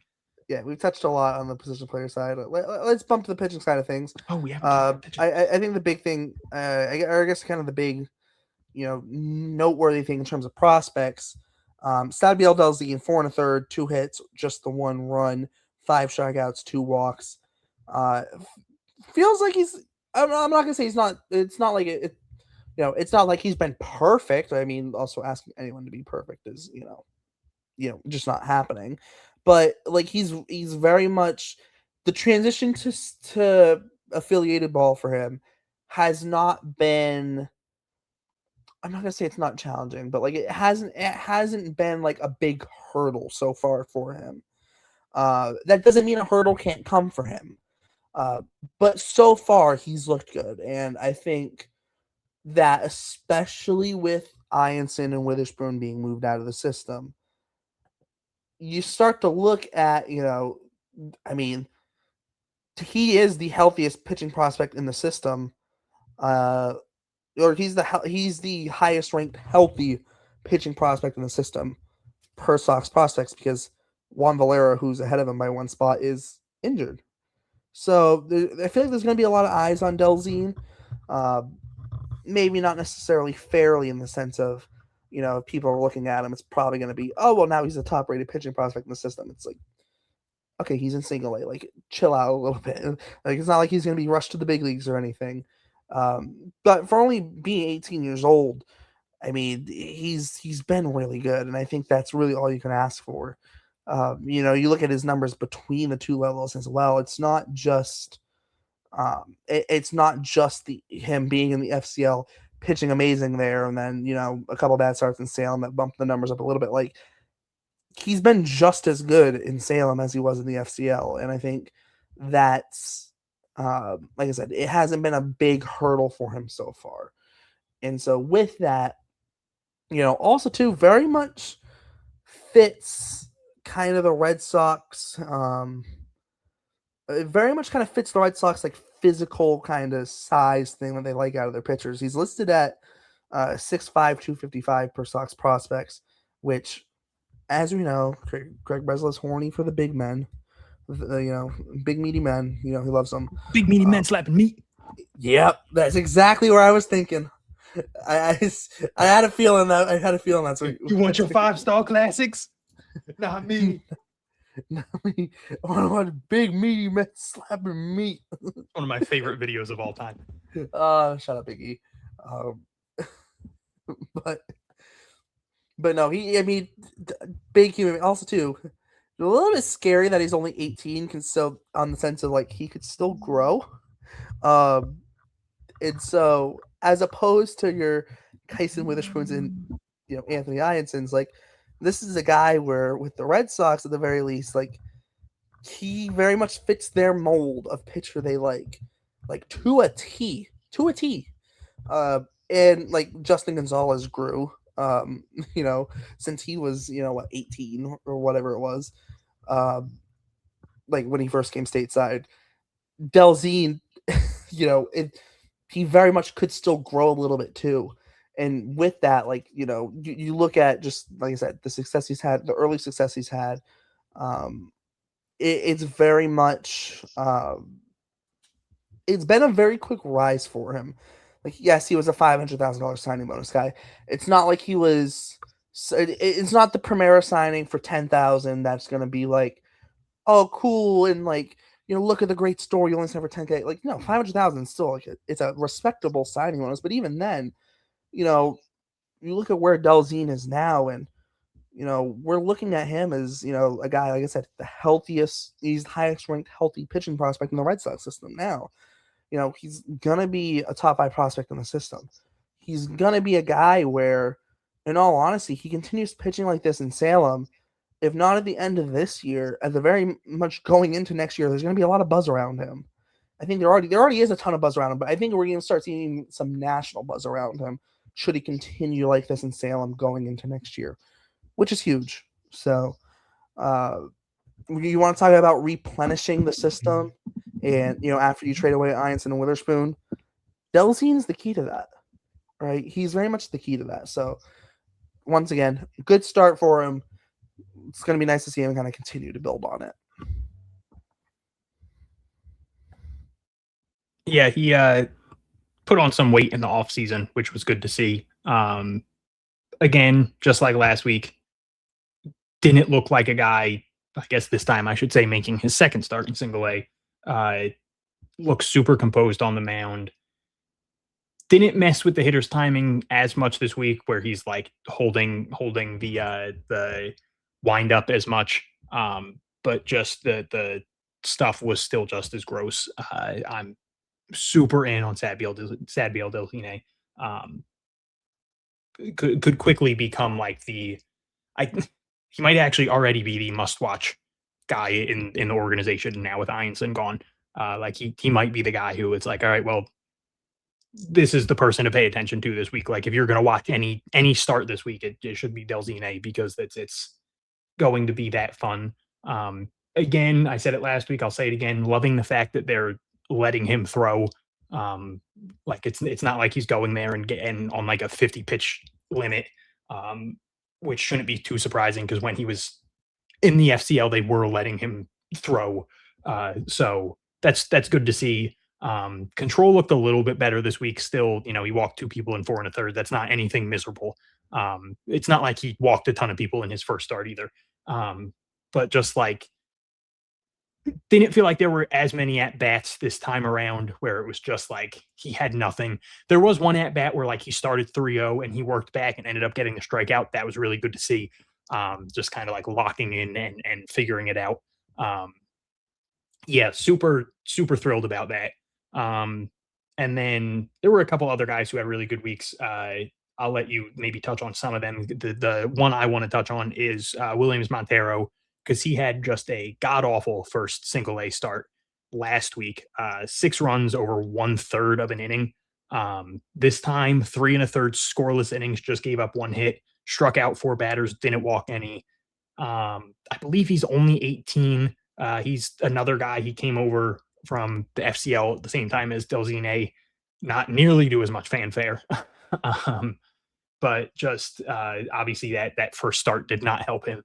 But it's a very, very, very encouraging sign to see him bounce back like that. Somebody that young coming over from the FCL and having that kind of a tough start, like that's the kind of thing that I could see it kind of messing with someone and it hanging over their head for a little bit. And he went out there and looked that good. Like it's not like he struggled through 3 1/3 innings, but didn't let up any runs. Like, oh, he, walked 4 people, or he gave up a couple hits, but scattered them. Like, no, he gave up 1 base runner, man. Like he was cruising. So that was one of the more impressive starts of the week, in my opinion. Yeah, I'm just also going to touch. I really want to touch on just Brady Tigert season as a whole. Um, start of the year, not fully healthy, comes back in May, and he never up until July 17th, he hadn't touched 3 full innings in an appearance. Uh, but in his last 3 appearances, 2 of them starts. 4 innings, 2 runs, just one of them earned. 5 innings, just one run, that's an earned run, and then 5 innings, just the one earned run as well in his most recent start. The most recent start this week, or this past week, 5 innings, 4 hits, just the one run. Uh, Only 2 walks, 4 strikeouts. It feels like he's starting to kind of get to the Brady Tiger we kind of saw back when he was in college. And yeah, I do like. Yes, it's only 3 appearances, right? But those 3 appearances give him 14 innings just there. That's almost half of his innings this year, just in those 3 appearances. He's pitched 30 and a third innings this year.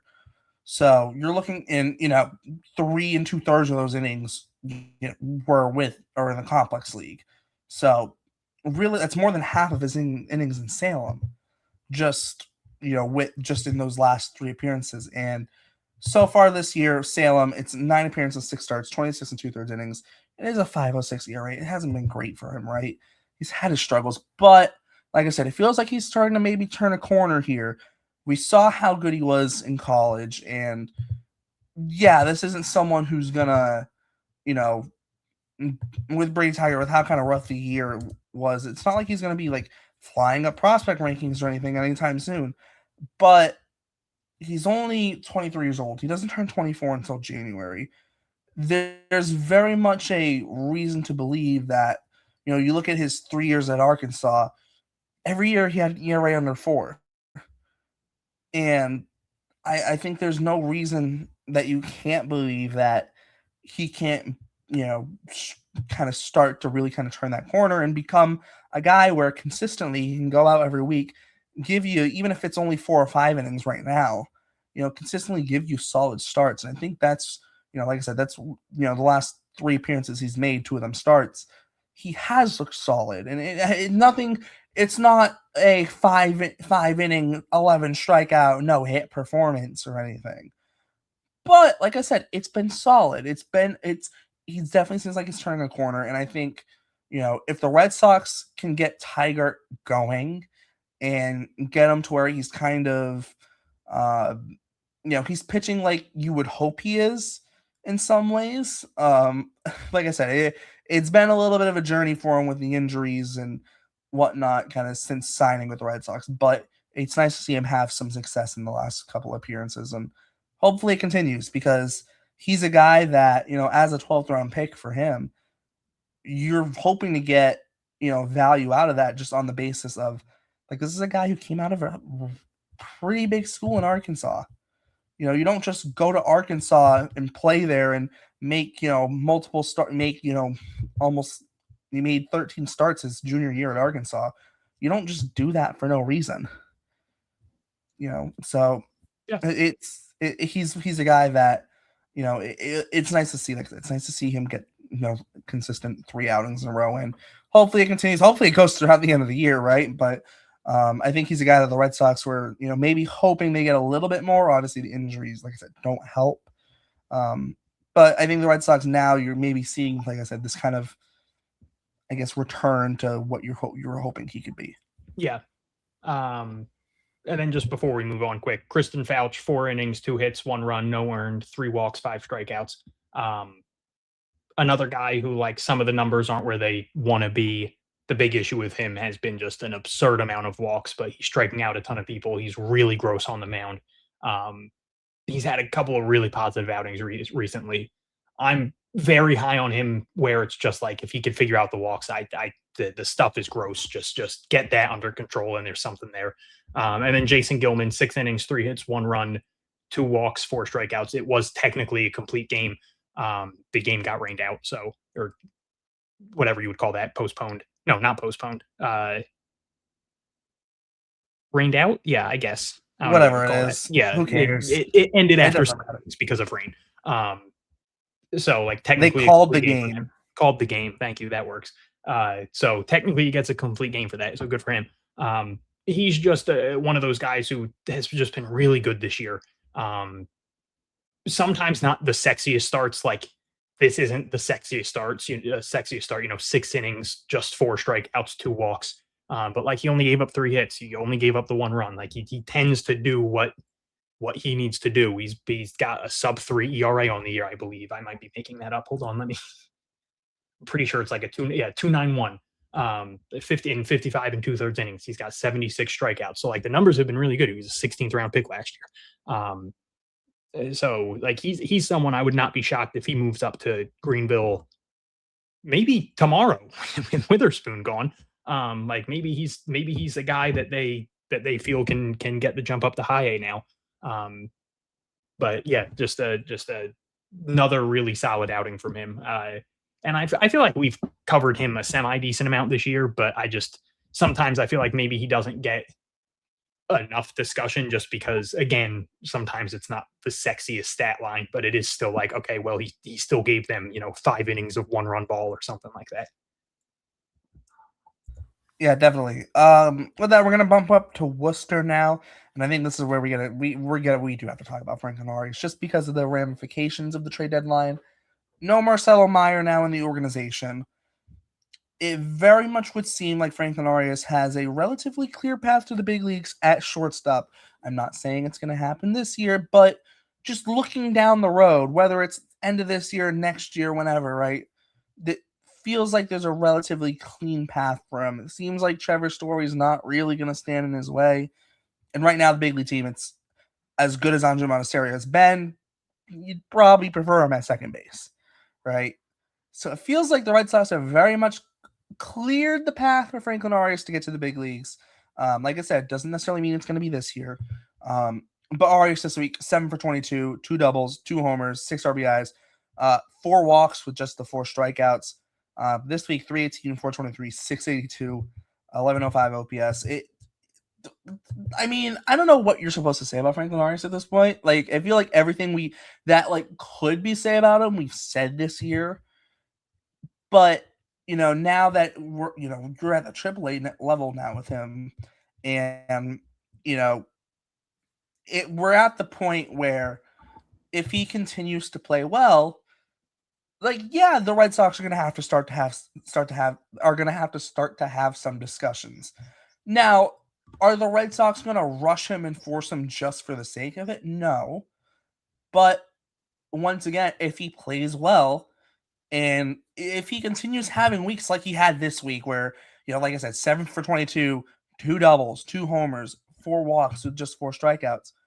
Yeah, he's going to make them start to have some conversations on him. Yeah. And I've made the comp to Bogarts in just similarities on Bogarts' age 20 season started at AA, and then he moved up to AAA, and then ended up at the end of the year in the big leagues. And I'm not saying Arias is going to do that. Right, but I've also made the comp with Arias to Bogarts in the sense of Arias just does everything well. There isn't a thing with Arias that the power this year has really been eye catching. But even then, it's not going to be 40 home run power from Arias, which is fine, right? You're not asking that from him. But the hit tool looks really good. The power's been really good this year. I mean, defensively, he's still really good defensively.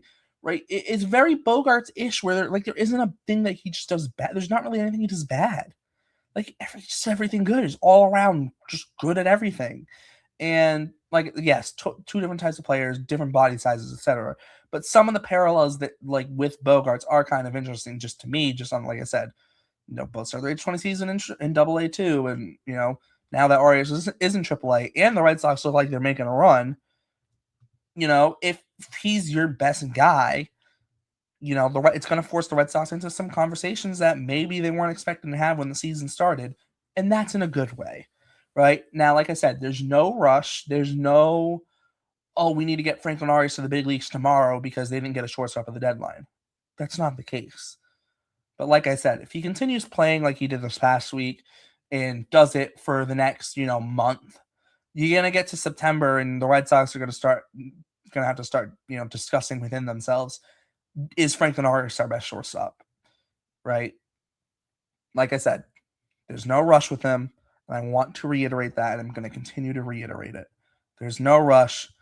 Don't call him up just for the sake of calling him up.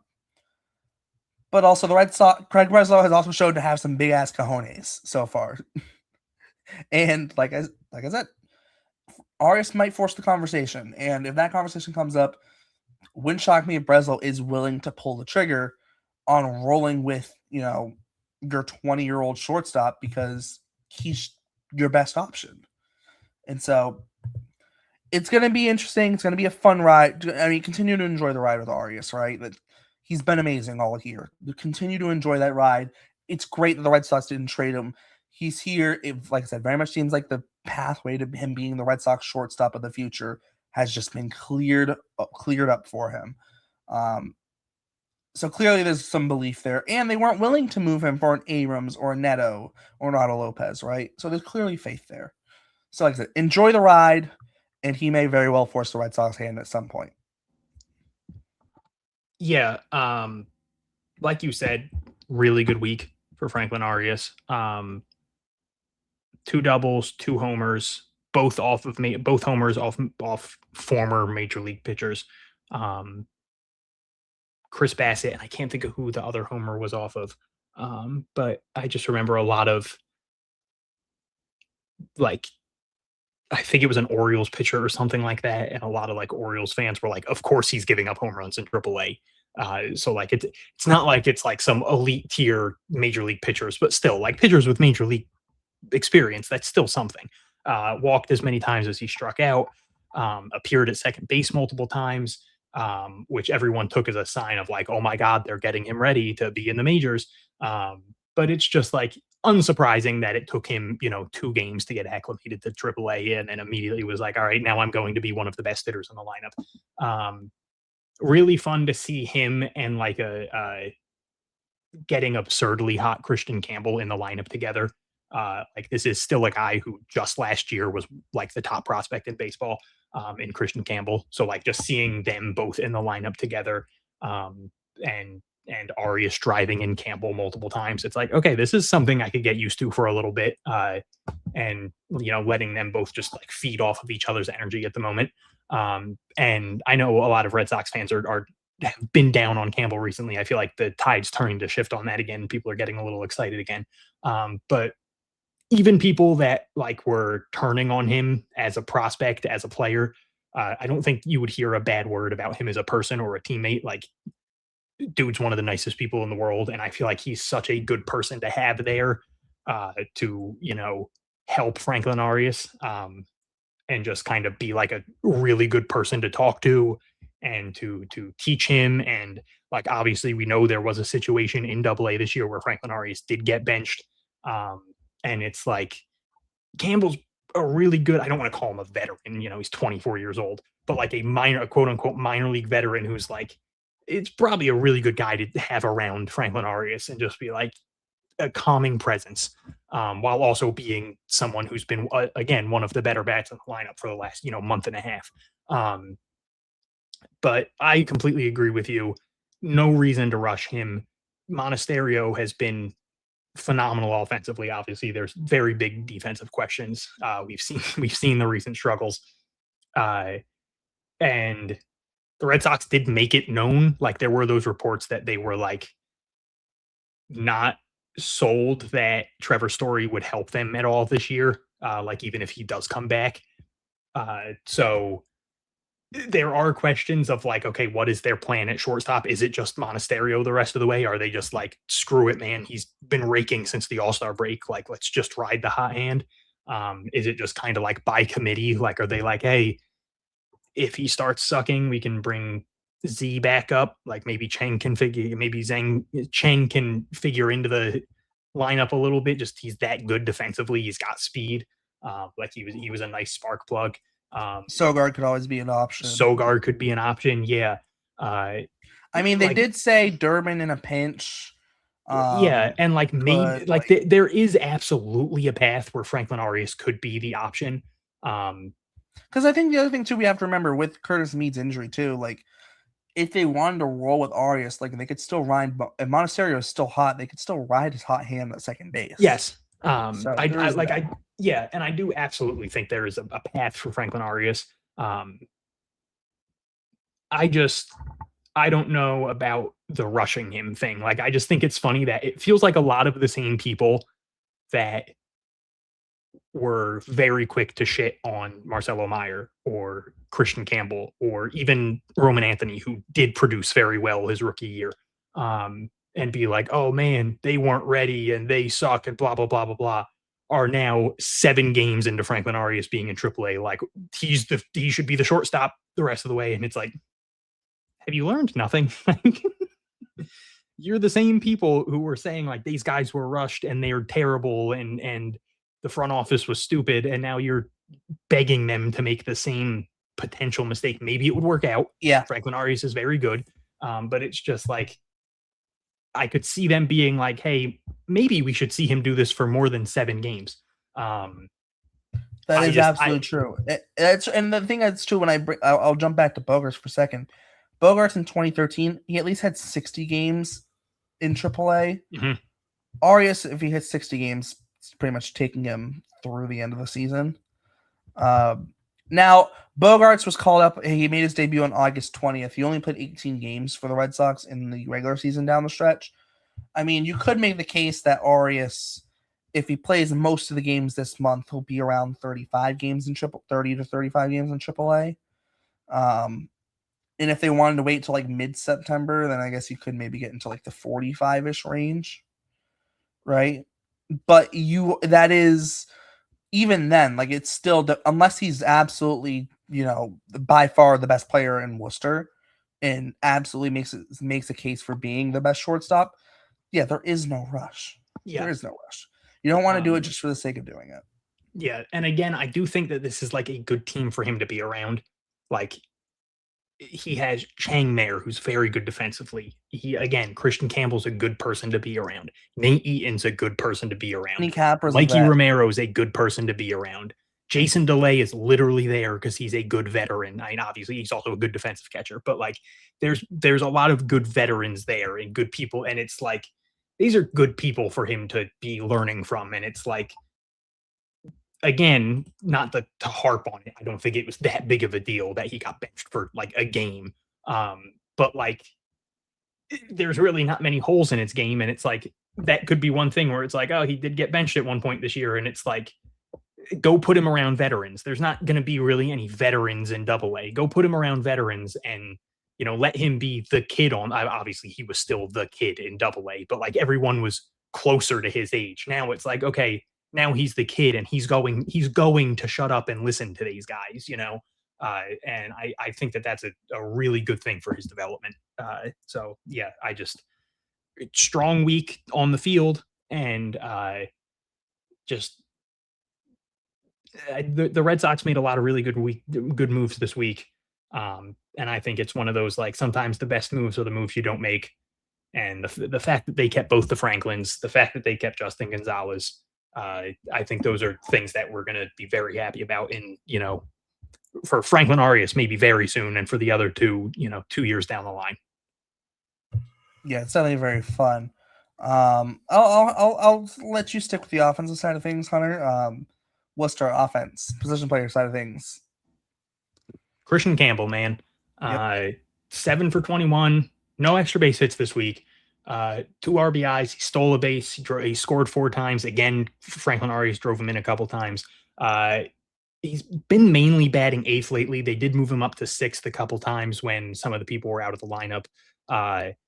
But he broke, like, he had like that, I forget what the hitting streak was, but he had like a 10-game hitting streak or something like that. He snapped that. Then he went on a 4-game hitting streak. He snapped that on Sunday. But he's up to like a 17 or 18 game on base streak now. I think it's 18 games because he did draw a walk on Sunday still. So like he's getting on base a ton. The strikeouts were up this week. He did strike out 9 times. But for the most part, like, the strikeouts have been down pretty severely for the last like month or so. It's just been like the batting average, like he hit 333 this week. He hit like 354 or something like that in July. again, it's like the feeling is there a little bit with Kristian Campbell again. It's nice to be able to post a Kristian Campbell clip and have like 85% of the reaction be good. There's still going to be a couple of negative reactions, but there was a quite a long time last year after he got demoted where I started to consider just not even posting it, like if he hit a home run, because if he hit it to the opposite field, I was like, there's just going to be people that are saying like, oh, it was an opposite field homer, who cares? And it was like, brother, he hit a home run. Why do you care where he hit it to? Like, why are we acting like JD Martinez wasn't like the best hitter in the world in 2018 and all he did was hit opposite field home runs? And then this year, I like genuinely sometimes wouldn't post. Like I try to post any like RBI hit in the minor leagues. Admittedly, no offense, but like if Jason Delay is driving in a run, I'm not posting it just because I'm like, I'm trying to post 900 things. I don't need to post the 33-year-old catcher in AAA. I don't need to post that. But I was like, if it was like a Kristian Campbell like bloop single for an RBI, I was like, I'm not going to post it because it's just going to be 40 comments of people being like, who gives a shit? That was such a bad hit. What a loser. This guy sucked. And I was like, it's not worth it. Like, I'm literally just bringing him hate. Like, this does nothing good for him. And it's like the other day, I literally just posted a normal single because I mean, he hit it pretty hard to the left side, but it was like a single that extended his hitting streak and his on base streak. And all the comments were just like, this dude's back, demons home, bring him back to me. Like, and like, he made a leaping play in right field the other day. And again, people were like, oh my God, like, and you're getting like a couple people like, look what he's doing. But even then, like somebody was like, oh, dude can't hit. And like 4 people responded to him and they were all like, look what he's done over the last month. You don't know ball. He's been good lately. And it was like, dude, the feeling's back, man. Like the feeling's back. People are back on the Kristian Campbell train. And it's really cool because again, talked to him a couple times and one of the nicest people you will ever talk to in the baseball world. There is a reason anyone that has ever talked to him, any of his coaches, any of his teammates, no one has ever said a single bad thing about Kristian Campbell because he works his ass off. He cares. He is the happiest dude in the world. Like there was an interview, I think it was like Jake Iggy did with him a couple months, like a month or two ago. And he even like said like how he just forgot how to hit. Like he asked him about Chad Tracy or something like that. And he was saying how like one of Chad Tracy's best things was like, he always knew what to say and he was good at working with him. Whether it was like when he was winning the minor league MVP or whether it was this version of him that just completely forgot how to hit. And it was like, he's self-aware, man. And he's not being a dick about it. And he's not like getting down. Like, again, we've talked about it on here before. You could see the body language and stuff and you could tell that it was weighing on him, but like, he's not letting it affect how he treats other people. He's not like it didn't make him shy away from talking to people. He didn't hide from it, you know, like he was willing to be like, hey man, I suck right now and I'm working on it. And again, one of the big things was just, he wasn't a dick about it. Like he was like, hey, this is what's happening. I get it. I'm working on it. I'm doing everything I can. And it's like, you're seeing it. And the fact that he's playing better, the fans are excited, people within the organization are jacked up. Like there's something going on there, man. And it's like, it feels real. Like it's now a sustained run. We've talked about it before. We talked about it in the past where it's like, okay, he did it for a week. Can he keep doing it though? And then it would be like, you know, he had a hot week and then he struggled and it's like, yeah, we're on like week 6, 7, 8, 9 of this, whatever this is. It's like at some point, you know, like this started at like the end of June. We're into August now, you know, like it's time to stop talking about this as if it's some like short little hot streak. So it feels real. But love to see it just continue. Love to see him, you know, obviously again, 7 hits this week, all singles, but there were a couple really hard hit balls, a couple of timely hits. And like throwing in a steal just for good measure was fun. Seeing him score on a Franklin Arias double was fun. Yeah, just really cool. Really good to see. Yeah, definitely. Other than that, I do want to note too, just kind of on the whole catching depth. So the Red Sox, obviously, in the Rutschman deal, in bringing in Adley, they did bring in Jake Rogers. Just, I would assume Rogers is probably just a holdover till Adley's ready at the big league level, just because he was recently DFA'd by the Tigers. So assuming it's going to be Connor Wong, and then Rogers will, play here and there, might get a game or two until Adley's ready. But then obviously, like, you have Kisner, you have Jason DeLay, you have Mickey Gasper, you have I feel like I'm missing someone off the top of my head, and it's bothering me. Who did you say? You said Kisner, Gasper, DeLay. That's it. Is that it? Hickey kind of has played like one game, but yeah, Hickey doesn't count. Yeah, sort of. Yeah, I guess we can count Nathan Hickey, sort of. Technically played this year, so I mean, hey, he's pitched more than he's caught, but still. Hey, man.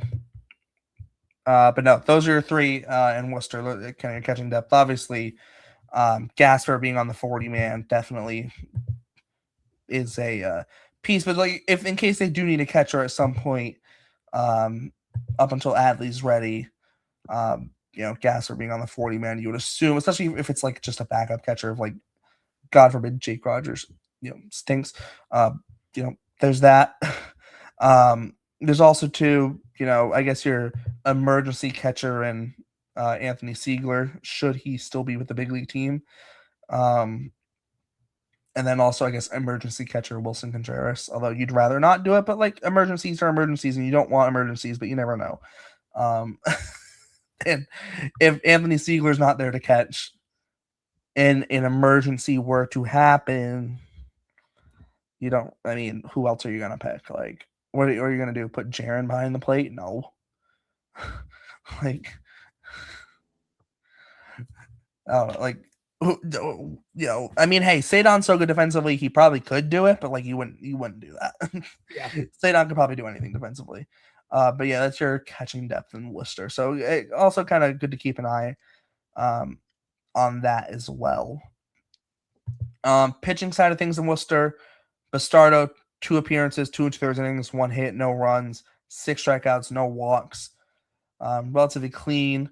Eduardo Rivera also had 2 outings out of the bullpen, 3 1/3 innings, 1 hit, no runs, 6 strikeouts, just the 2 walks. Samaniego, 2 2/3, 2 hits, no runs, 1 strikeout, 1 walk. Kind of looking at some of your big league depth there. Also with Everstein now gone as well. Those guys really kind of stand out as big lead up, and Tommy Canley now gone as well. Funnily enough, old friend Chris Martin was DFA'd, and take a flyer on a minor league deal. Come on, let's go. Might as well. Would be kind of cool. Yeah, it's kind of looking at some of those guys as your big league depth. Gamboa as well. Gamboa had to start 4 2/3, 4 hits, 1 run. That only run coming out for homer, 4 strikeouts, just 1 walk. The big league depth really is there, and is there. You kind of see it there. Some of those guys, like I said, those guys are gonna factor into the potential of big league depth in case it's needed. The Red Sox have been kind of shuffling around the bullpen a little bit. Whitlock not pitching a few days in a row, and then giving this guy a day off, giving that guy a day off. They had a game where they had 4 people unavailable out of the bullpen. So in the Dodgers series, so keep an eye, maybe a Phantom IL for someone just to kind of give them a rest. I'm looking at you, Greg Weissert, because it's always you. No offense, but you Greg Weissert burns out every year, and he pitched in the WBC this year. So yeah. No offense to Greg Weissert, but it's gonna happen at some point, most likely. But those kind of things. Anything else, Hunter? No. Yeah, Holobets was awesome. Blake Hunt was awesome. Bastardo's now, this is 3 straight weeks without giving up a run. 2 2/3 innings this week. He's now up to 5 straight scoreless outings, 8 innings over those scoreless outings. And in those 8 innings, he has 16 strikeouts and no walks. So like he went from having like a whatever season to suddenly being a very intriguing arm. I mean, obviously he was always a pretty intriguing arm, but like he's genuinely working himself into a very legitimate. Could this guy be a piece down the line in the playoff push? Which is just very cool to see. Like he's hitting 99 now. Yeah, just big. Keep an eye on Bastardo fan here right now. Definitely. We're gonna bump down to Portland, last level here. Yoel Cespedes made his AA debut, had a hit, pair of RBIs. Outside of that, Abram Liendo with a really good week, 7 for 15, a double and a homer. Nelly Taylor, 4 for 10 with 2 doubles, 3 walks to just 2 strikeouts. Ronald Rosario put up 6 hits with 2 doubles and a homer. Tyler McDonough, 7 hits, a double and a homer. Jack Winay, just the most Jack Winay week ever. 4 hits in 12 at bats, a double, 6 walks with just 1 strikeout. Will Turner once again continuing to walk like it's nobody's business. He walked 7 times. Max Ferguson also picked up 5 walks. He also had a triple this week as well. And also stole 2 bases as well. Also, I'm going to round back to Tyler McDonough. So he went 7 for 20, a double, a homer. I also forgot to mention he stole 5 bases this week. So, also Tyler McDonough, let's be honest, shouldn't be in AA. Should not be in AA. He was doing so good in AAA. I get it. It's a numbers game. I get it. But it's just like, good for him for getting sent back down and not letting it affect his play. Like he was like, all right, cool. I'm going to mash and make you guys be like, what the hell are we doing? Let's get him back up there. But I mean, dear Lord, man, he was hitting over 300 in AAA, but whatever. Yeah. Whatever. I mean, I guess it's better that he plays in AA than just doesn't play in AAA, but like even then, like he should be playing in AAA. Like, you know, I mean, you want people in AAA that you view as like major league help for right now, especially when you're going for a playoff push. Though. I know, but especially when you're going for a playoff push, but like, it's just a guy that was hitting that well is wild to get sent down. I thought I was expecting, I was like, oh, well, they'll end up trading a bunch of people at the deadline and then he'll get moved back up. But I don't think that's happening because that didn't really happen. Well, considering they traded guys below him or, you know, in terms of exactly player ahead of him and Marcelo Meyer is injured. Yeah. So wasn't on the AAA roster. Mikey Romero was a guy who I really expected to get moved. Yeah, me too. I don't see a future in Boston for him, sadly, just because like he's a Rule 5 guy. They have 900 people ahead of him, and it's just like, what are you doing with him at this point? Like it's unfair to him at this point. Which I mean, obviously, that's not something the organization is thinking about. It's like, oh, we got to help these players out, like they're trying to win. But it's like, to me, it was like, this is the most obvious, get a piece for this guy. He goes to an organization where he gets to play. You get, you know, a reliever in return or something. And it's like, it's not hurting your depth because you weren't planning on playing him anyway. And then it was like, all right. And then McDonough just goes up and takes his spot. But so that kind of shocked me that he didn't get moved. I'm happy because obviously we're massive Mikey Romero fans here, but at the same time, I would like to see him go somewhere where he's actually going to get a chance to play in the majors. Because that is true. I mean, he'll probably move it to Rule 5, but yeah, I mean, hey, at least on the Mikey thing, he's like the only one of the last 6 first round draft picks outside of the 2026 draft, obviously. Yeah, he's the only one. Yeah, the only one who hasn't been dealt. Nick York obviously got dealt to the Pirates. Marcelo obviously just got dealt today, and then Montgomery, Teal, Teal, Montgomery, and then Witherspoon. Yeah, I mean, to be fair, Montgomery and Schaffner better watch his ass. What? Schaffner better watch his ass. Yeah. Well, already on the trade block, man. To be fair, though, Teal and Montgomery did get you Garrett Crochet. Yes. And, Witherspoon did help you get, Adley Rutschman. So, I mean, can't complain that much, but, it is one of those things where it is kind of funny how how it kind of lines up. Yeah. Because, with Montgomery, he was traded the offseason, literally that offseason. Yeah. I mean, like I said, it's Garrett Crochet. It's not like this hasn't worked out for the Red Sox. Garrett Crochet finished second in Cy Young voting last year. Yeah. But yeah, kind of surprising that McDonough's there at the moment, but he mashed whatever. He probably had fun. Apparently, when he was down there earlier in the year, that was a big praise he was getting from a ton of people was everyone knows he should be in AAA, but he's not let it affect him at all. He hasn't been a pill in the clubhouse. He's been a super chill guy. So that's good. Awesome week for Leendo. Cool to see because he's been kind of slumping a little bit lately. He did have a walk-off single, the double, the homer. He's got 18 steals on the year. He's got a career high with 45 runs scored. Just a fun player, really good defensively. Yoenis Cespedes 1 for 5. He did strike out 4 times, but he had a 2-run single in his debut.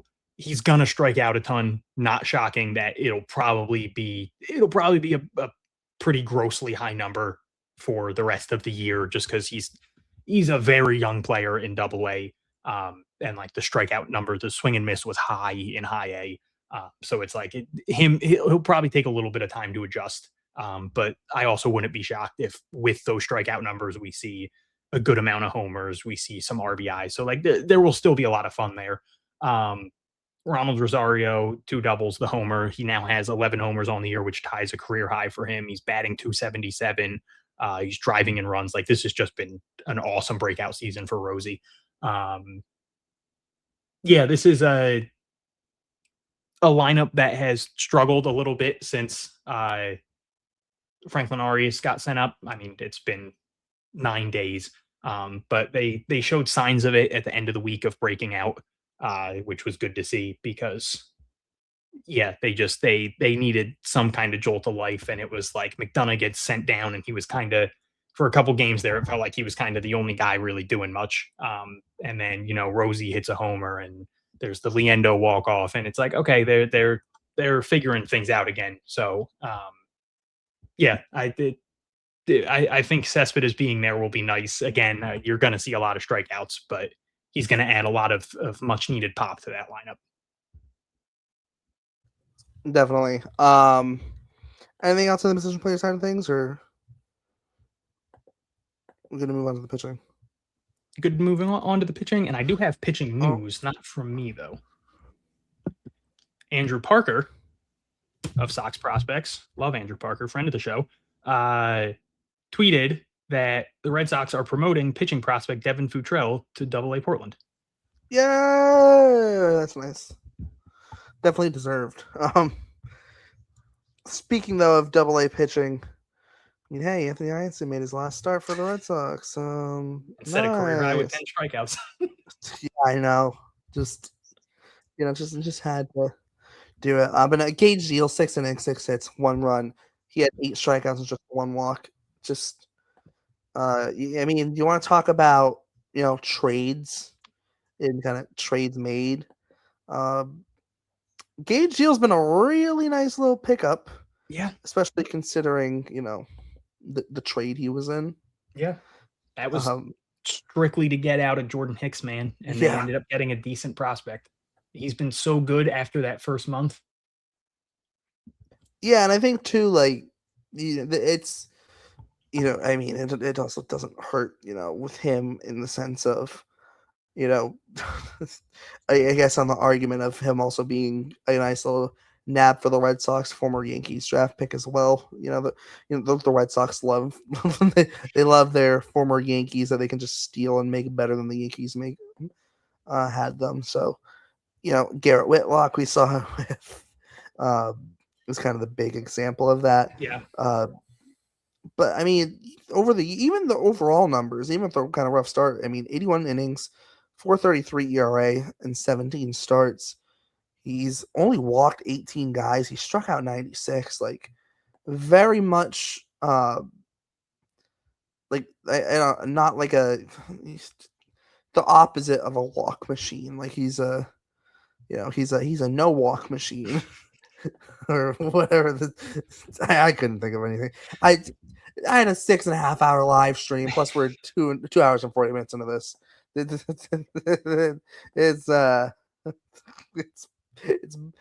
been a long day. I think I'm running out of vocabulary to use.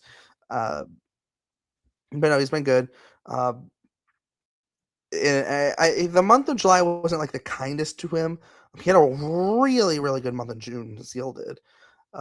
In June, it was a 1.66 ERA and 21 2/3 innings. Really good start to the month of July. No, sorry, July, August in his most recent start. July, August. The trade deadline should be July 31st. Let's just say that. Okay, moving on. Throw everything off. But no, Zeal's definitely, like I said, kind of considering the deal he was brought in. We need to just get rid of Jordan Hicks's contract. Nice little addition there. So that's been nice to see. Other than that, Hunter, anyone else that we want to touch on? No, I think I'm good. I said I wanted to try to keep it under 230. We struggled a little bit. That's kind of my fault. I've been yapping, but well, we do have a little tiny quick farm system frenzy. Yep, I'm good. Deadline edition. I felt like I kind of had to. This one kind of has to come out now. Speaking of the Red Sox trades of the White Sox, they've acquired some really talented pitchers. Garrett Crochet, Chris Sale, and if you remember back in 2013 around deadline time, they decided to take part in a nice little deal as a 3-team trade that netted them Jake Peavy. The Red Sox traded away 4 prospects in that deal. The obvious ones, obviously, Jose Iglesias and Frankie Montas were 2 of the obvious ones. Clayluis Rondon was the 3rd prospect, or 4th, depending on how you look at it. Who was the other prospect included in this trade from the Reds, saying traded by the Red Sox? Future big leaguer as of 2013.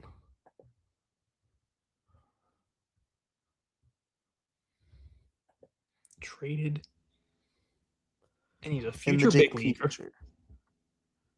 In the Jake Peavy trade, the Red Sox traded him to the White Sox. Yes, he was one of 3 that went to the White Sox. One of 3 that went to the White Sox from the Red Sox. Because there's also like the Avisail Garcia side of it from Detroit to Chicago. Dude, I don't know if I'm going to get this at all. That's fine. We got a couple of hints. Okay, hit me. This player, let's see. This guy pitched for both Oakland and Arizona in the big leagues.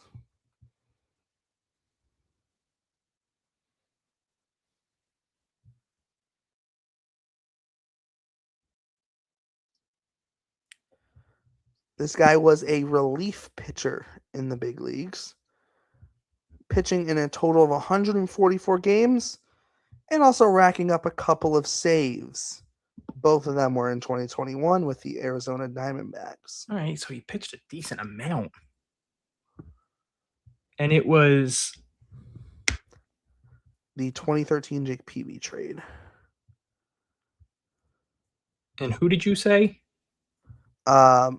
Jose traded away from the Red Sox.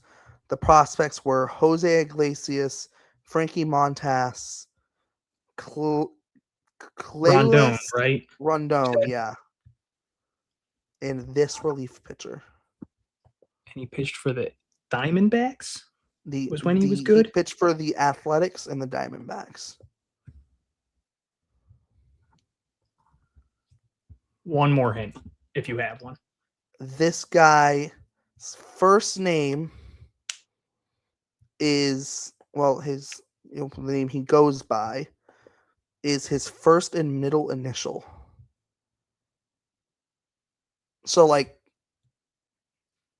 someone going by, I don't know, someone going by like AJ because Yeah, A and then like so yeah. Alan James. He's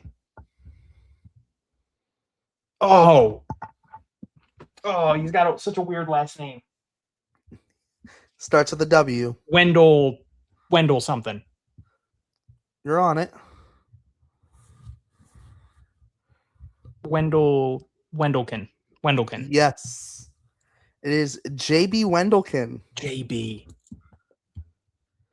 Or, Wendelken. you know, as the government name, Jeffrey Benjamin Wendelken. So he was actually interesting. So, and with the Diamondbacks in 22, he had a 5.28 ERA. Then he went to Japan in 2023 and had a 1.66 ERA in 23. And then in 24, he had a 1.71 ERA. And then in 25, he came back stateside and struggled in the minors.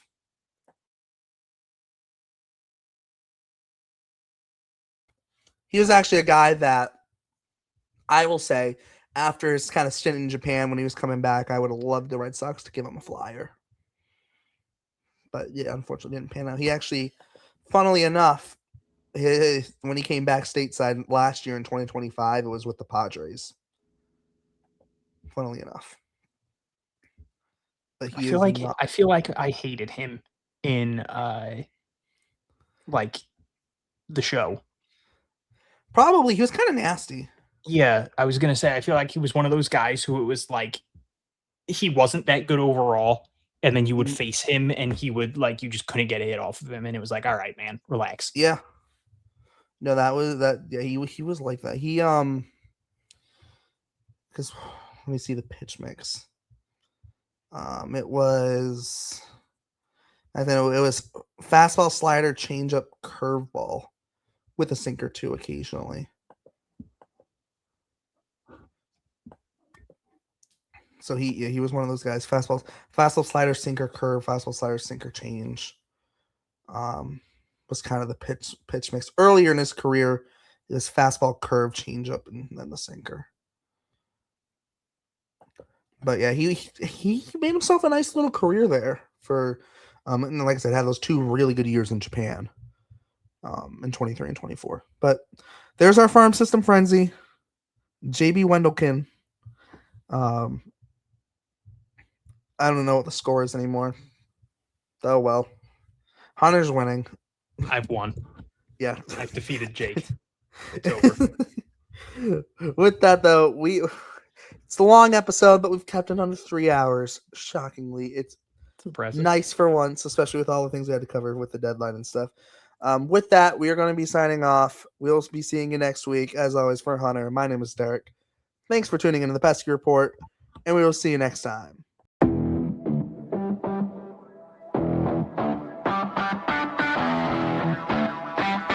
Like, this is called the Pesky Report. Like,